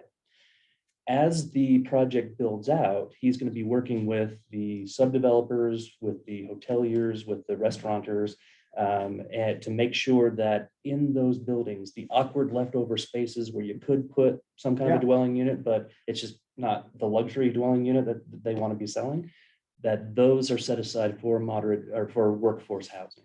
I got him to agree to minimum of 300 square foot studio apartment, but it could be bigger than that, just depending on those corners of those buildings, or wherever they may end up being, with a minimum of a certain amount of storage, so that we're not seeing bikes and kayaks and stuff like that out in the hallway or whatever. And so he is planning on reserving space. One of the best spaces that I think he, myself, and his designer thinks that moderate income can go in, second story on Main Street, right down Nordic Valley Highway. They're only planning on developing street-oriented commercial, but we have a minimum height requirement on those streets of 25 feet. As 2 stories, and so that's just empty space up there that they weren't otherwise anticipating developing.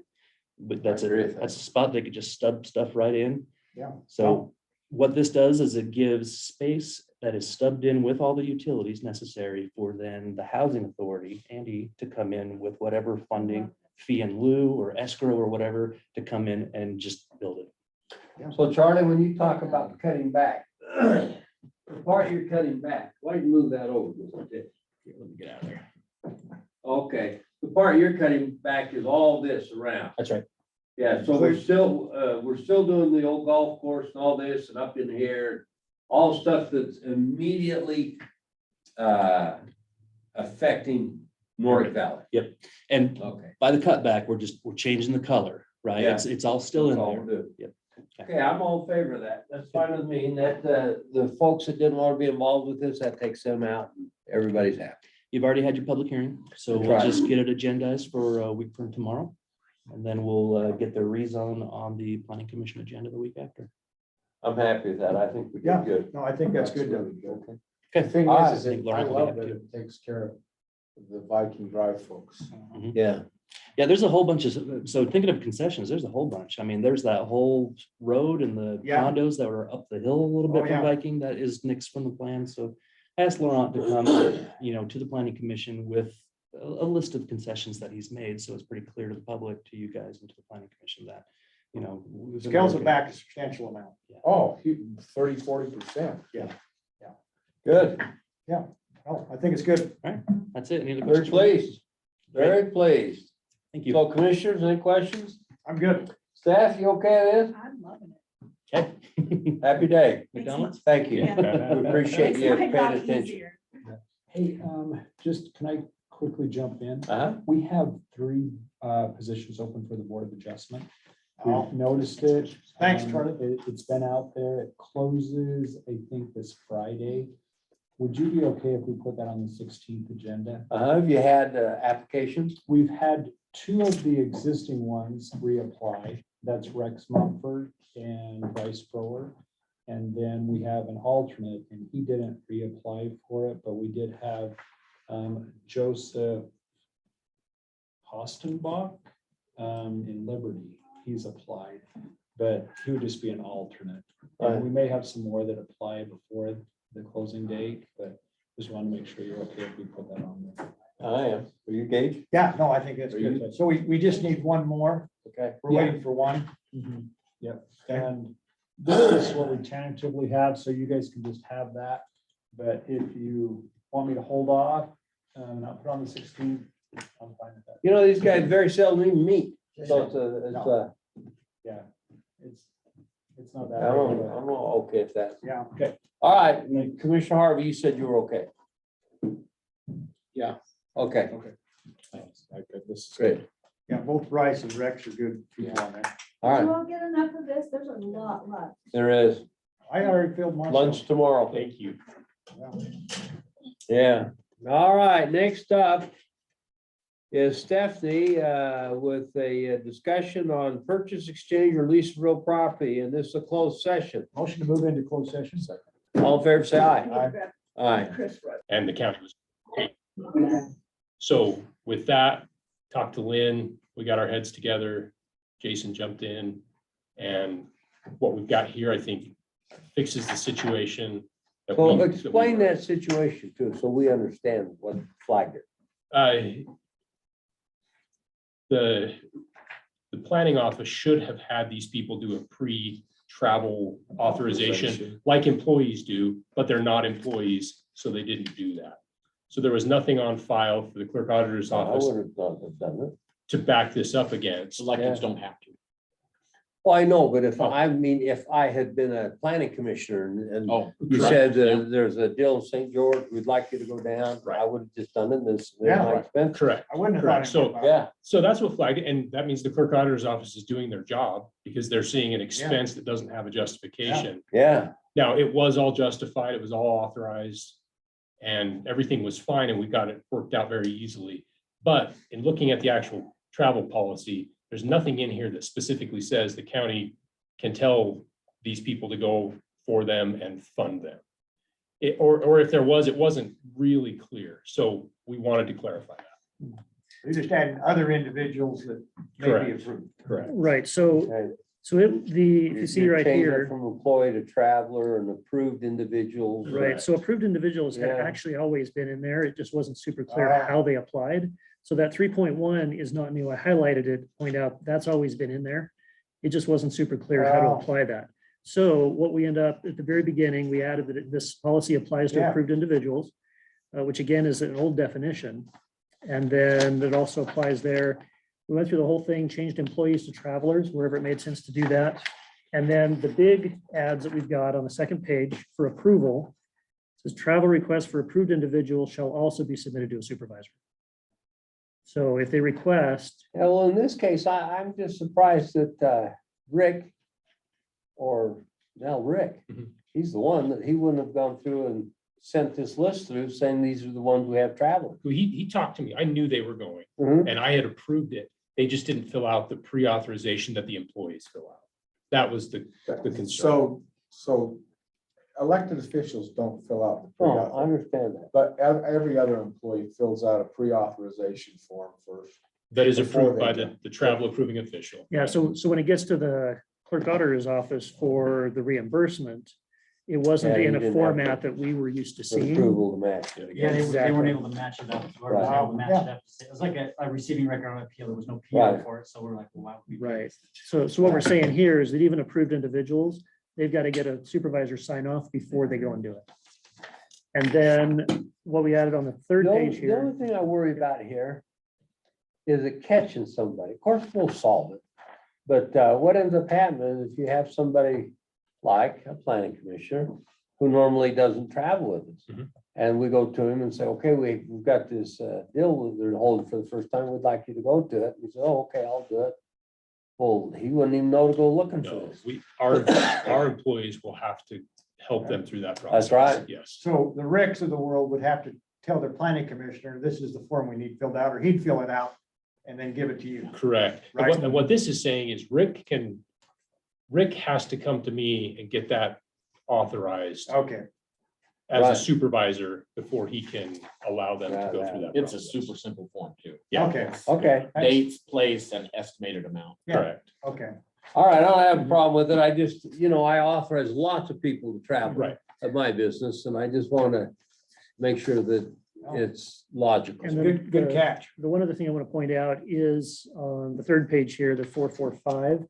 It's just a catch-all that if there's an approved individual that doesn't fall under some other department, that you as commissioners can have that overriding approval. Okay. So that's clear as well. And that's really all it is just making sure that the approved individuals are using the same processes for the county to pay So for is stuff. this on tomorrow's agenda? Not tomorrow's. Well, we I wanted can- to, yeah, and we're going to do it as a consent item if that's okay. Yeah, I'm okay with that. You okay? It's good. Thank you. Okay, you got us covered. That was it. Thank you. Okay, Easy. you're right, we're back Right, on time. that's Thanks, right. man. Wow, That's what we do with quick cars. wow, you guys run a tight ship. All right, our 215 Yeah, is great. a Thank you, Lynn. Appreciate it. discussion Thanks, Ricky. regarding the parking structure. Send the rest of them in, please.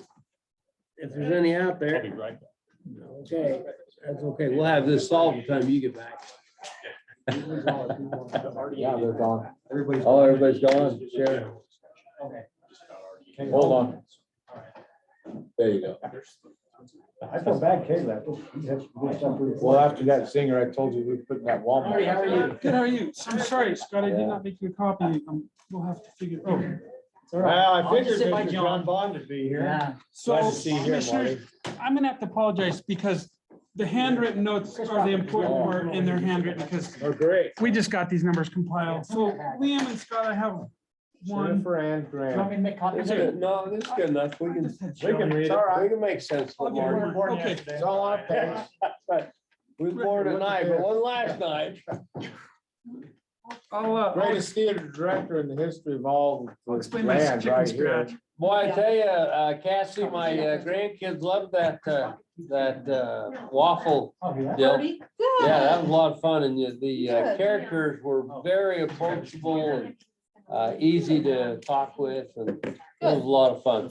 Yeah, that was a well done deal. And it was a good play.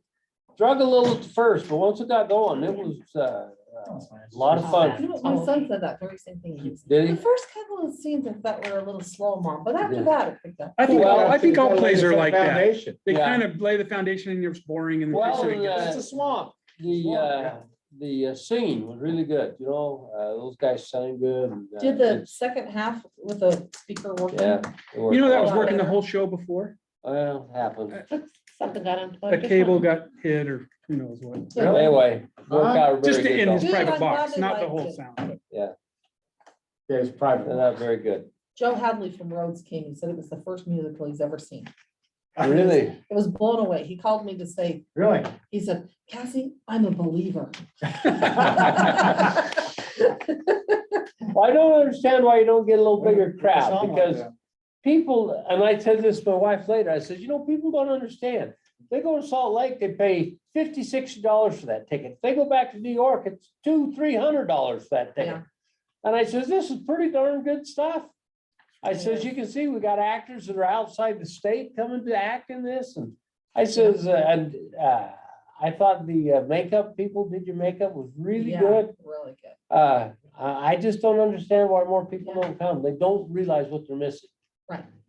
Well, that is just what Bob Harris said. Wrote me a letter and he said, I was blown away. I thought I was going to a little community theater. And when I went to the show, he said, I couldn't believe that this is what you were putting on over there. But I feel like your crowds are solid. Yeah, They're good this year. They are, but you They're don't starting to see grow. 500 and 600 people there. They're No. 250, 300. Exactly. Yeah. But any other venue that does live theater here in our area, that's Oh, a yeah. sold out crowd. That is, 250 you're to right. 300, yeah. Yeah, we're a pretty big Even house. it down at Center We Point. are, but Yeah, that. but still. still, I view our competition as Yeah, the Salt Lake area, not the little locals. Yeah. that's true. That's true. Don't you? Don't you view them as our real competition? I do. Yeah, I don't. Center Point. Center Point does an excellent job. They're getting better and better. I would definitely say they're semi-professional. But, you know, Hell Theater brings in Broadway. We got So- Hell and is it Well, Eccles? Yeah, The Echoes. They're Echoes brings in 2,300 Broadway. seats and Yeah, built for well, Broadway. they're $100 a seat. Mhm. Yeah. Hale cost $90 million to build. It did really. They I've had never the been in most there yet. modern Yeah. rigging system when it was built amazing. in the world. It's amazing. You should see it. Huh. It's all They get a little automated. money and- from the state every year too. Yeah. They get do. money from the state every year and I like voted no during for this. COVID, what did they get? Like, oh, it was several $1 million. You know, Me that- Engage, no. We used to go down They there got and us well. question that. Oh, yeah, I never voted no, though. I did. It's an excellent venue. It really is. All right, you guys, time's yours. All right, commissioners, you wanted detailed numbers on parking at the conference center. So Right. if you'll just look at my little chicken detailed as scratch on the right, possible. yeah. You can go through the whole document and look at every single event we parked, but day events, we have 21 where we parked 100+ cars. 5 Days, during the day, These are days. days. Okay. 5 where we parked 250+.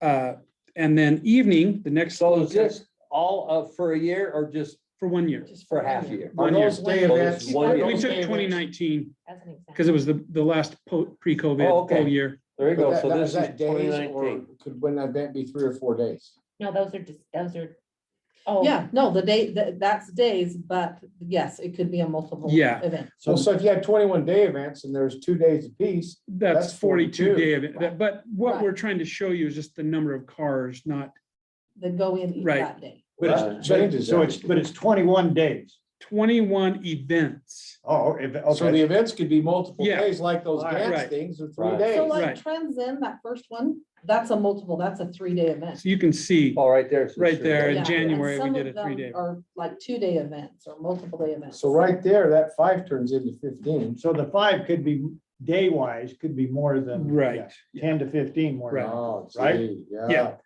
Evenings, Okay. 16 events that were 2 to 300, 5 events, 3 to 400, and 2 events that are 400+ cars, stalls. So what would a 400+ event? It would be Your the offers and jubilees. Ogden School District Authors Okay, Event and the right. Christmas Tree Jubilee Okay, dinner. Yeah. gotcha. I'm with it. And then there were 12 events that we hosted the parking, which is $1,000 to lift that arm, and we pay for it for our customer to get them to come, or So were sponsorship these, deal. were the top Right 2 there, here, Chamber Award. they had to pay for that then? So, what's the question? Did they pay for this? Yes. Okay, Well, we charged them per car. yeah. We right. swiped. Got, Yeah. okay. Yeah. Yeah, Yeah, the It only, wasn't free parking. the only two Right. that were hosted were the two that were over 400 in the evening. Those were hosted. So then in my little circled area below, that's almost 50 total events with large parking, they were large parking events. Now, that's Oh. just events. Now, if they were multiple days, then you're at least Right. 4 a month. And if they're multiple days, then you're, So in, 6 on or- that scenario, you literally end up taking it out of the charge you charge. So what's the question? Meaning If we're hosting it? if you're hosting it, you Well, have to yeah, you're pay. hosting, because you end up having to pay. Hosted Yeah. parking, what So do you they pay? don't, $1,000. So yeah, I'll pay it and then Cassie will say, put us in your program. That's We right. sponsored We you. put it, That's we right. put it under marketing and we Yeah. expect it out. right, so, $1,000? Yeah. Mhm. $1,000. so the point is, it comes out of our pocket either way. Yeah. Well, yeah. and in these where we're scanning them in, doing 400 cars, we're charging 6, they're taking 3. They're charging us 3 per car. Okay. Right. All So right. we're making $3 a car. And Cassie did not list events that had less than 40 stalls. Yes. So there's many you can see in here that are 60, 40, Oh, so none of the sub 50, 40 stalls Yeah. are listed. I didn't even list We take the ones that 35. can't come in that employees. just have a small amount. And you're paying for that now. Yeah, and we're sending our part-timers to the junction. We don't even pay for our Are you part-timers. showing that here? No. It's, You got analysis on this, JB? It was just presented to me a half hour ago.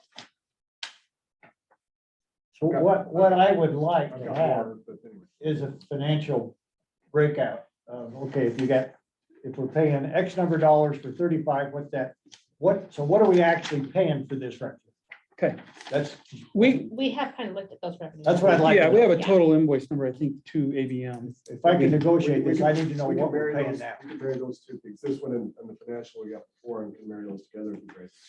You know what I need. Do you know what those numbers are, Jennifer, right now? It seems like they were about a $25,000 gap, if I remember.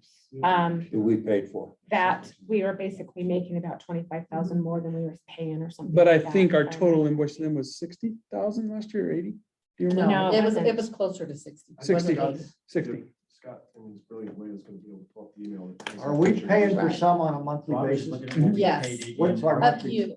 How much? There's a few. He's pulling it up. I gave him that, Scott, that I information. think it's about Because 35 we- cars at 35 a month, So it's 35 a month, okay. something like that.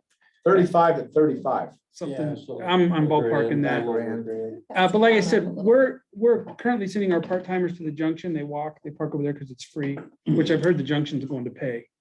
That's what So we've been told. then our part-timers can't park on the street. We'd probably need to start paying for our part-timers a card. How many part-timers do we have? A lot. The Oh, part-timers gosh. could park here at the Weaver Center. They could park at the Weaver Center. Yeah. Oh, that's. good. During. Yeah, I came back But during- after the They could play park the other during the night. day. So we There were don't- we don't two have cars today. below. Up above was pretty full, but below there were only 2 cars. Yeah, So I don't know why. Over there? Oh, here, Oh. right here, At Weaver Center. back. Any looks, Scott? I haven't found that email that you sent me. I'm just looking for it to see. I just wanted to look to see how much I paid AVM parking. What we wanted to do today is illustrate a couple of things. One is Yeah. getting better numbers that we could all commonly use in our analysis. We have different numbers for different reasons, and we were trying to get the same numbers we could commonly use from this point on. So we're trying to do that. You can see that there is a risk element to the conference center if the parking lot is not available to them. Oh, yeah, we agree with that. I think that that's significant. So as far as discussing things in the future, as far as who owns parking and how to get access to parking, the hotel has a similar challenge. Key Bank has a different challenge. There's been some discussion, and I wanted to make sure that this was set as far as the numbers of stalls that you got to work with over there. And then the financial piece, we can kind of get together and put those together as far as matching them up. The revenues, expenses, to what the numbers are. Hopefully in the next week or so, we can probably get to that. I wanted to divert to another issue, and that is the legal requirements. I met with the attorney's office this morning, and it was interesting to see more issues with the parking structure. Here's a list of 50 items that have been recorded that we've gone through to understand the parking structure. There's been a lot going on for the last 25, 30 years on the parking structure. There are 4 There's issues. structure out back and a structure over there. Across the street, Conference Okay. Center. There's probably 4 issues that bubble up to the top. One, which is an interesting thing, is Woodbury has a 67 stall allowance on the top floor from 1992 that I don't see as being terminated or released. That's weird. What would they use it for? It was a relationship that they had with the Ogden City Mall and with this parking structure here, and they were provided 67 stalls on the top floor. Again, that agreement has never been rescinded, to my knowledge, based on going through. Boy, that is good to know. So they If might ever not be we were using gonna it. kill that, right now would be the time, Gage. Yeah, we can negotiate that. That is unique. in That itself. is good to know. I don't know what John. that. So is. you think it's still in effect? I don't know. It's just We, out there. there was no document that we looked through in the attorney's office that showed that that easement has ever been terminated, So or is that it, agreement. so is it an easement? Exactly what is it? The Woodbury one is, let's see what the document is. Where I park in customer's park. Wow. That could help. They call it an easement agreement. It is an easement agreement. Okay. So what we need from Woodbury is some sort of documentation or paperwork saying that They're released. they release it, yep, and they have no claim to it So anymore. I've got, And maybe it exists, but if it is, it isn't recorded. Yeah, well, I need to find out if that's been, that's big, we've also got. since we're negotiating with Woodbury. on That's that. right. That's your thoughts exactly were mine. Wow. Go ahead. In Don. 2008, Wow. I talked to Mark Johnson this morning. I said, how's your memory? And he says, pretty good. I says, go back to 2008, December. And he's going, okay, sure. What happened during that time frame that you provided fee simple ownership of the part of what they thought was the entire parking structure to Ogden Wasatch? And he says, well, to his memory, he interacted with the county. The county was given a dollar amount or something in his memory as far as how much parking was going to cost if they were to joint own that parking structure. And his memory was that the commissioners did not want to engage with paying for a share of the parking structure. That was his memory this morning. Again, I don't know, but that was interesting. At that point in time, then Ogden City RDA deeded to Ogden Wasatch 2 parcels, which are the inner 2/3 of the parking structure.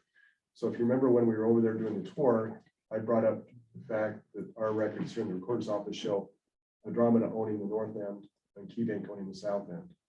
Who's a drummer? That's the hotel. Hampton Hotel. The issues with that have to do with the easement then. If they own both ends of that parking structure on the first floor, we do have evidence of an easement with KeyBank on the south end. On the top floor? Well, an easement to go on their property. Right. To get drive the property. through. The drive-through, okay. But we've not found any easement at all on the north end, which is the Andromeda piece. So I find it precarious. Is that a good word to say? I find it precarious to enter into an agreement with anyone who doesn't have an easement on the north end where the parking structure is that the Andromeda owns. We could further pursue a course of discovery, which I think the attorney's office is now discovering another issue with that, and that's does Andromeda and KeyBank own the air above their property? Because there is no condominium type environment that we can find on the parking structure legal premise. What that would mean is both ends are owned by those entities.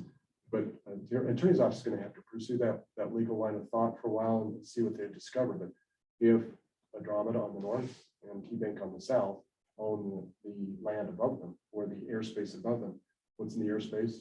Parking structure. So does the hotel own the First dirt floor. underneath the parking They do, structure? on the north end.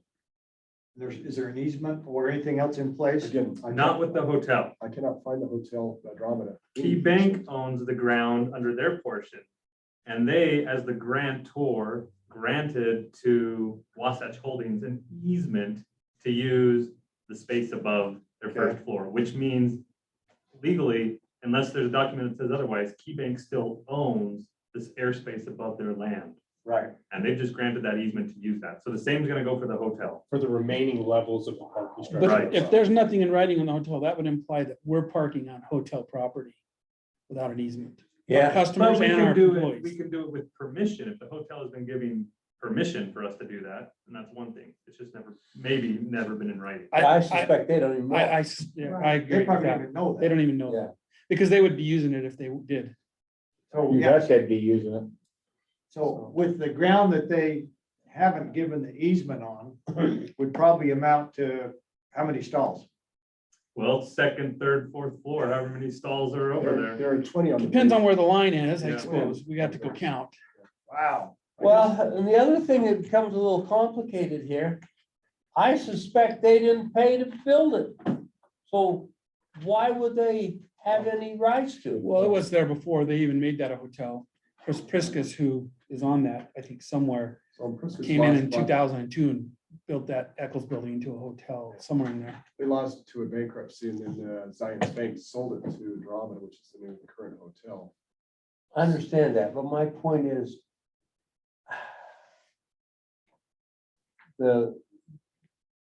what you explained to me is they own the dirt. And the air above it. Okay. That's an They're assumption. above it. Yeah, that's an And that assumption. needs to be- Well, unless they've disclaimed their interest. No, they in the own area. it unless they've given it away. Right. But my exactly. point to you is, I'll bet they didn't pay for the construction of that above it. And here's the issue. Boyer, in relationship with Ogden City RDA, built that parking structure for Thiokol. Huh? And so when was the parking terrace built?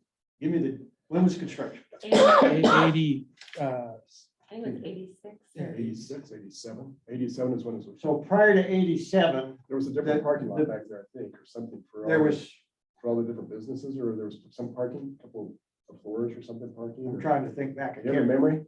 Yeah, I remember back when Finer Foods was on the corner, but. that was a long time ago. Tanner's for Men's was over there. Tanner in the Ogden Yeah, Federal on the Building, other or Ogden side. First Federal Savings and Loan. And, you know, So Fred's what Burger was the Shell. building, it was an office, that was the Eccles building, right? I'm gonna rely on your memory. Before the. before yeah, the so hotel. it was, That but it was abandoned and it was the Yeah. Eccles building. And then there were other storefronts. And then I think they built the parking structure and then obviously tore down a bunch of buildings to build the conference center.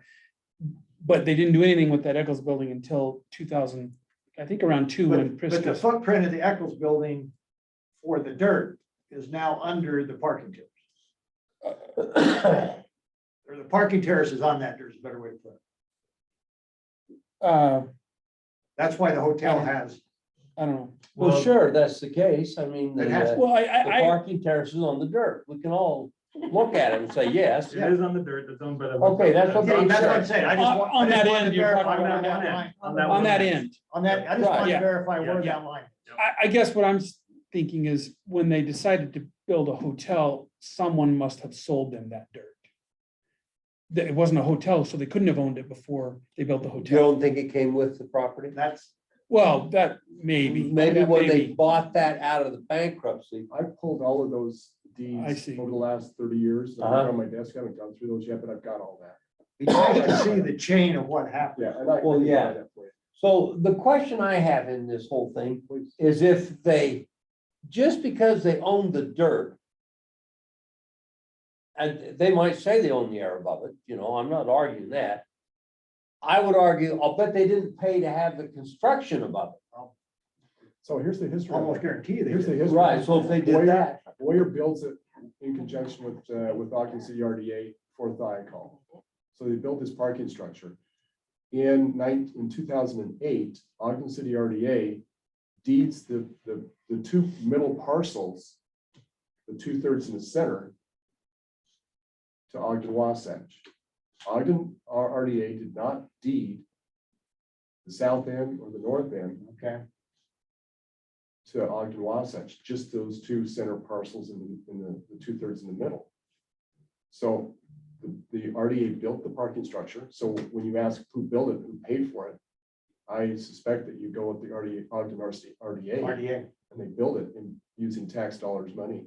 And then to keep that, keep Market Star eventually, I call leaves, Market Star comes in, to keep Market Star here in downtown, there was a relationship where they provided the ownership of those two parcels in the middle. Ogden City RDA to Ogden Wasatch. So when you say who built it, it was probably the RDA that built it. And Boyer physically built it and the RDA. funds paid RDA for it. financed it. Yeah. Right. Well, so Okay. to my point then, Okay. the argument I'm gonna make to you is I suspect there would be a court battle ensuing here. If the hotel stepped forward and says, well, you built that on our air, our grand, we own it. They could very easily make that argument. Sure. Absent any other documents that we don't have. to show Exactly. otherwise. Unless there's something else that's not been recorded that Right. would transfer that ownership to Deloy, they absolutely own it. Yep. I mean, I don't think there's a question about it. Well, You know, then, you put something on my property, yeah, guess I what? own it. Well, you then, may be so trespassing, but until I call you on the trespass, the flip side would be, I guess, Deloy now, since he would say he owned it, maybe not. They would step forward and say, well, just because you've been using that all these years illegally. I mean, I can see quite an argument that would be made here. We got 50 documents, there might be 60. I just don't have access to all of them. I haven't found them. But the Wow. point is, what I wanted to do for you today is illustrate. Muddy the waters. is yeah, thanks for illustrate- money in the water. This is complicated enough. is illustrate the complexity that we're Yeah. seeing through. And for the commission to jump too quickly into an environment where we have enough uncertainty, I would encourage you to be cautious. Just be cautious right now for a minute. Yeah. We've got other complexities with another group that wants to come in and purchase this building or create a presence in Ogden City. We've got, I got some stuff on that we can talk about another date. I sent you, I think, an email Friday about how that new company could come into downtown. Yeah. And be with Catalyst Campus. But that brings a whole nother set of circumstance and complexity to this storyline. But before you jump into parking lot, I just want you to be cautious and slow down for a second till we get a little bit more information. Is that fair? Sure. So, John, this is evolving amongst us all right now. I have a strong opinion one way. Commissioner Harvey has one the other way. Gage is kind of in the middle. He's bouncing around here a little. Back and forth. But I'm of the opinion, now that we've gone through all this, and I would argue that in the last 4 years, we have left a stone unturned. We tried to build an addition. We looked at going across the road. We've looked at everything here. Some of us in this room have felt that. Yeah. Well, anyway, I'm of the opinion now, we should stay right where we are. I think we should do a remodel. I'd flip some floors and make it a little more user friendly and a few things there, but I like our building and I'm of the opinion we should stay. Now, with that being said, we happen to have a little bit of money right now. And if we want a land bank for the future, I told them if they want to buy that building, they could get a vote out of me to do that if the parking comes with it. For the reasons of getting parking for the convention center. I think the argument has been made and you've made your point. I no longer need to investigate that or argue about it. You've made your argument and that would serve the county well to do that. And then we would land bank that building, we'd rent it out, and in the future, as we need, we could eventually move people into that. So with that thought in mind, I could be a yes vote on that. Secondly, now that we've got a appraisal on it, I like the price of the appraisal. I think the appraisal is about where it should be. And with that, I vote twice now. And that's a double vote. Yeah, so with that in mind, I could vote to buy that under those circumstances. I am not a vote to sell this building. I think we should stay here and reconfigure a little. But anyway, so that's my strong opinion. Now, if you two care to represent yourselves here. Well, I wouldn't mind talking about kind of what I have envisioned for parking, but I think we maybe ought to go into closed session. Okay, I'm actually, since we're talking about property, that's probably the right thing to do. all right, if I got a motion, Second. a second, all fair say aye. Aye. Aye.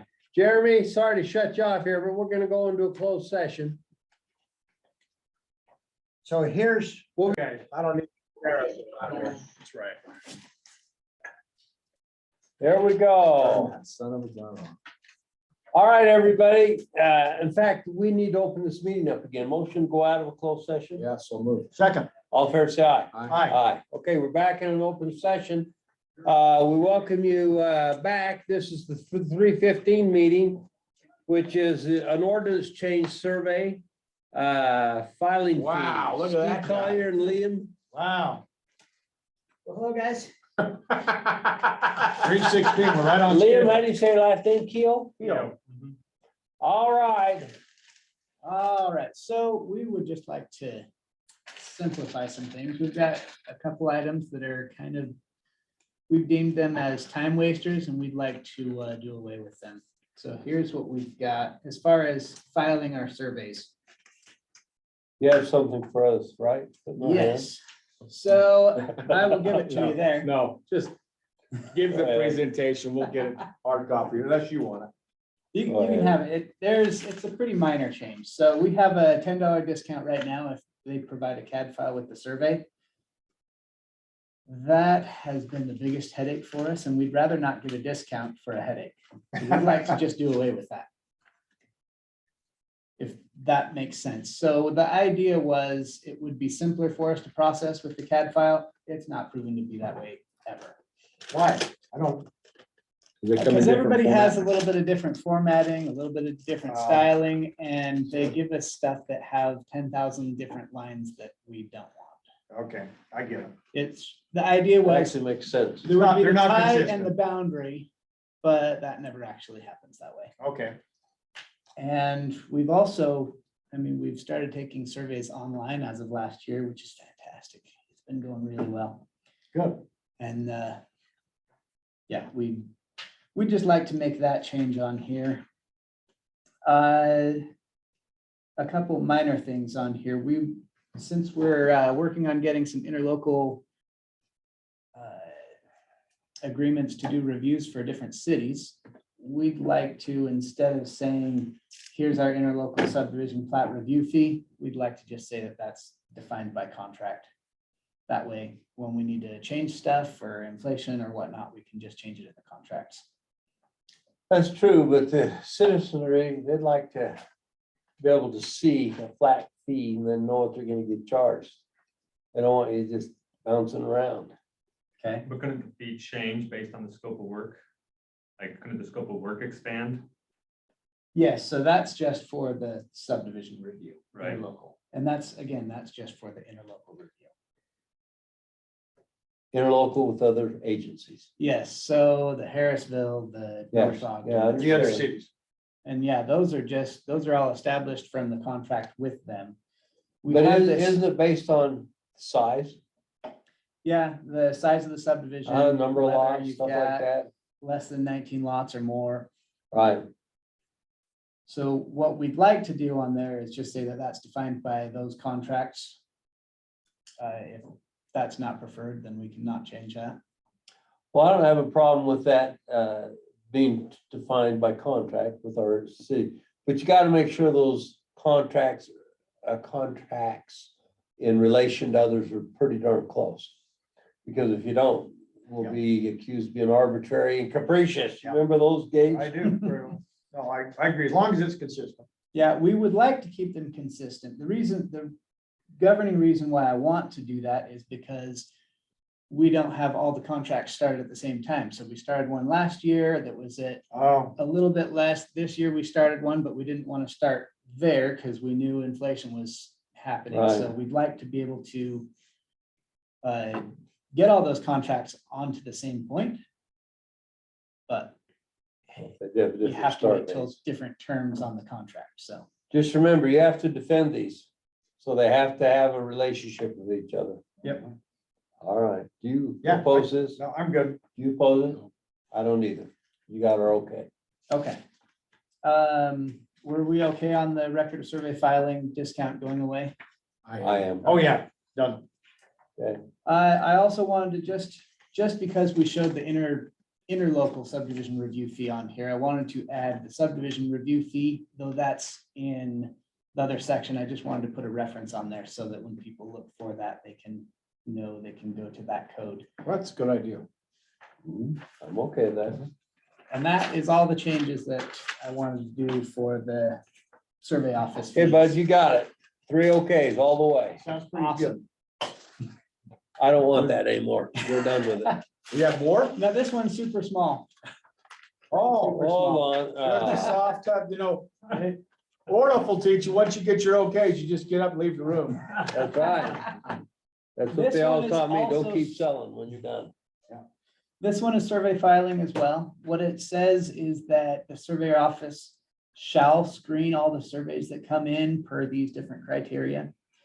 Since 2015 or 2017, when this got put in place, we have provided over 1,000 emails, comments on surveys that were deficient in this way or that way. And there's maybe been 5 that have addressed that in all that time frame. We have concluded that that's probably not the best use of time for us, and we'd like to just continue doing that screening. We have to file them regardless. We would like to just file them, and the process that we'd like to do is, as we're processing these surveys to make them available online to everybody, if we find a major deficiency, we give the surveyor the professional courtesy of notifying him of any error there. But not necessarily Well, then, policing the, don't you worry data about on their something map. getting filed that's not correct?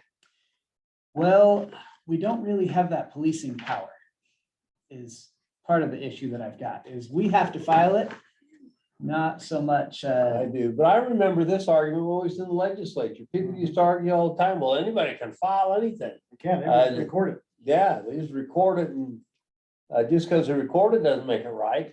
That just means it's recorded. yeah, that's it. And filing in the surveyor's office, it doesn't make any change. It just makes that public. Yeah. Essentially, the policy that we've adopted is if somebody's willing to pay the fee and they insist that they do want that filed, we don't feel like we have grounds to not file it. I would agree with that. Yeah, same So here. And again, you guys aren't the police. It's not, that's. you can't go back and exactly- say, look, we think, I mean, you could make them, maybe make a note that we found a discrepancy and we pass that on if it's a major, but, you know, you shouldn't be spending, you know, too much time going through each of those. At the end of the day, if there's a problem, that's a litigation. That's Yeah. why we pay these attorneys. And that shall language that was in there was self-imposed. There's nothing in statute that requires him to do that. Yeah, That was I just don't, self-imposed from I don't know why previous. we would do that. So you want to change that from a shall to a may? We were just gonna wipe it off entirely.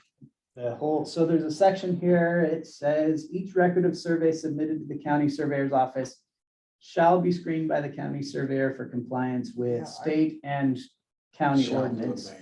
And we want to May. entirely wipe that off and just say every survey submitted will be filed within 10 days. Yeah, to me, doing away with it is the best course, because with the shall, now we bring ourselves, if there's litigation, we're now named as an additional party, because look, the county said that they were supposed to do this, now they missed it, now we're part of this suit. Yep.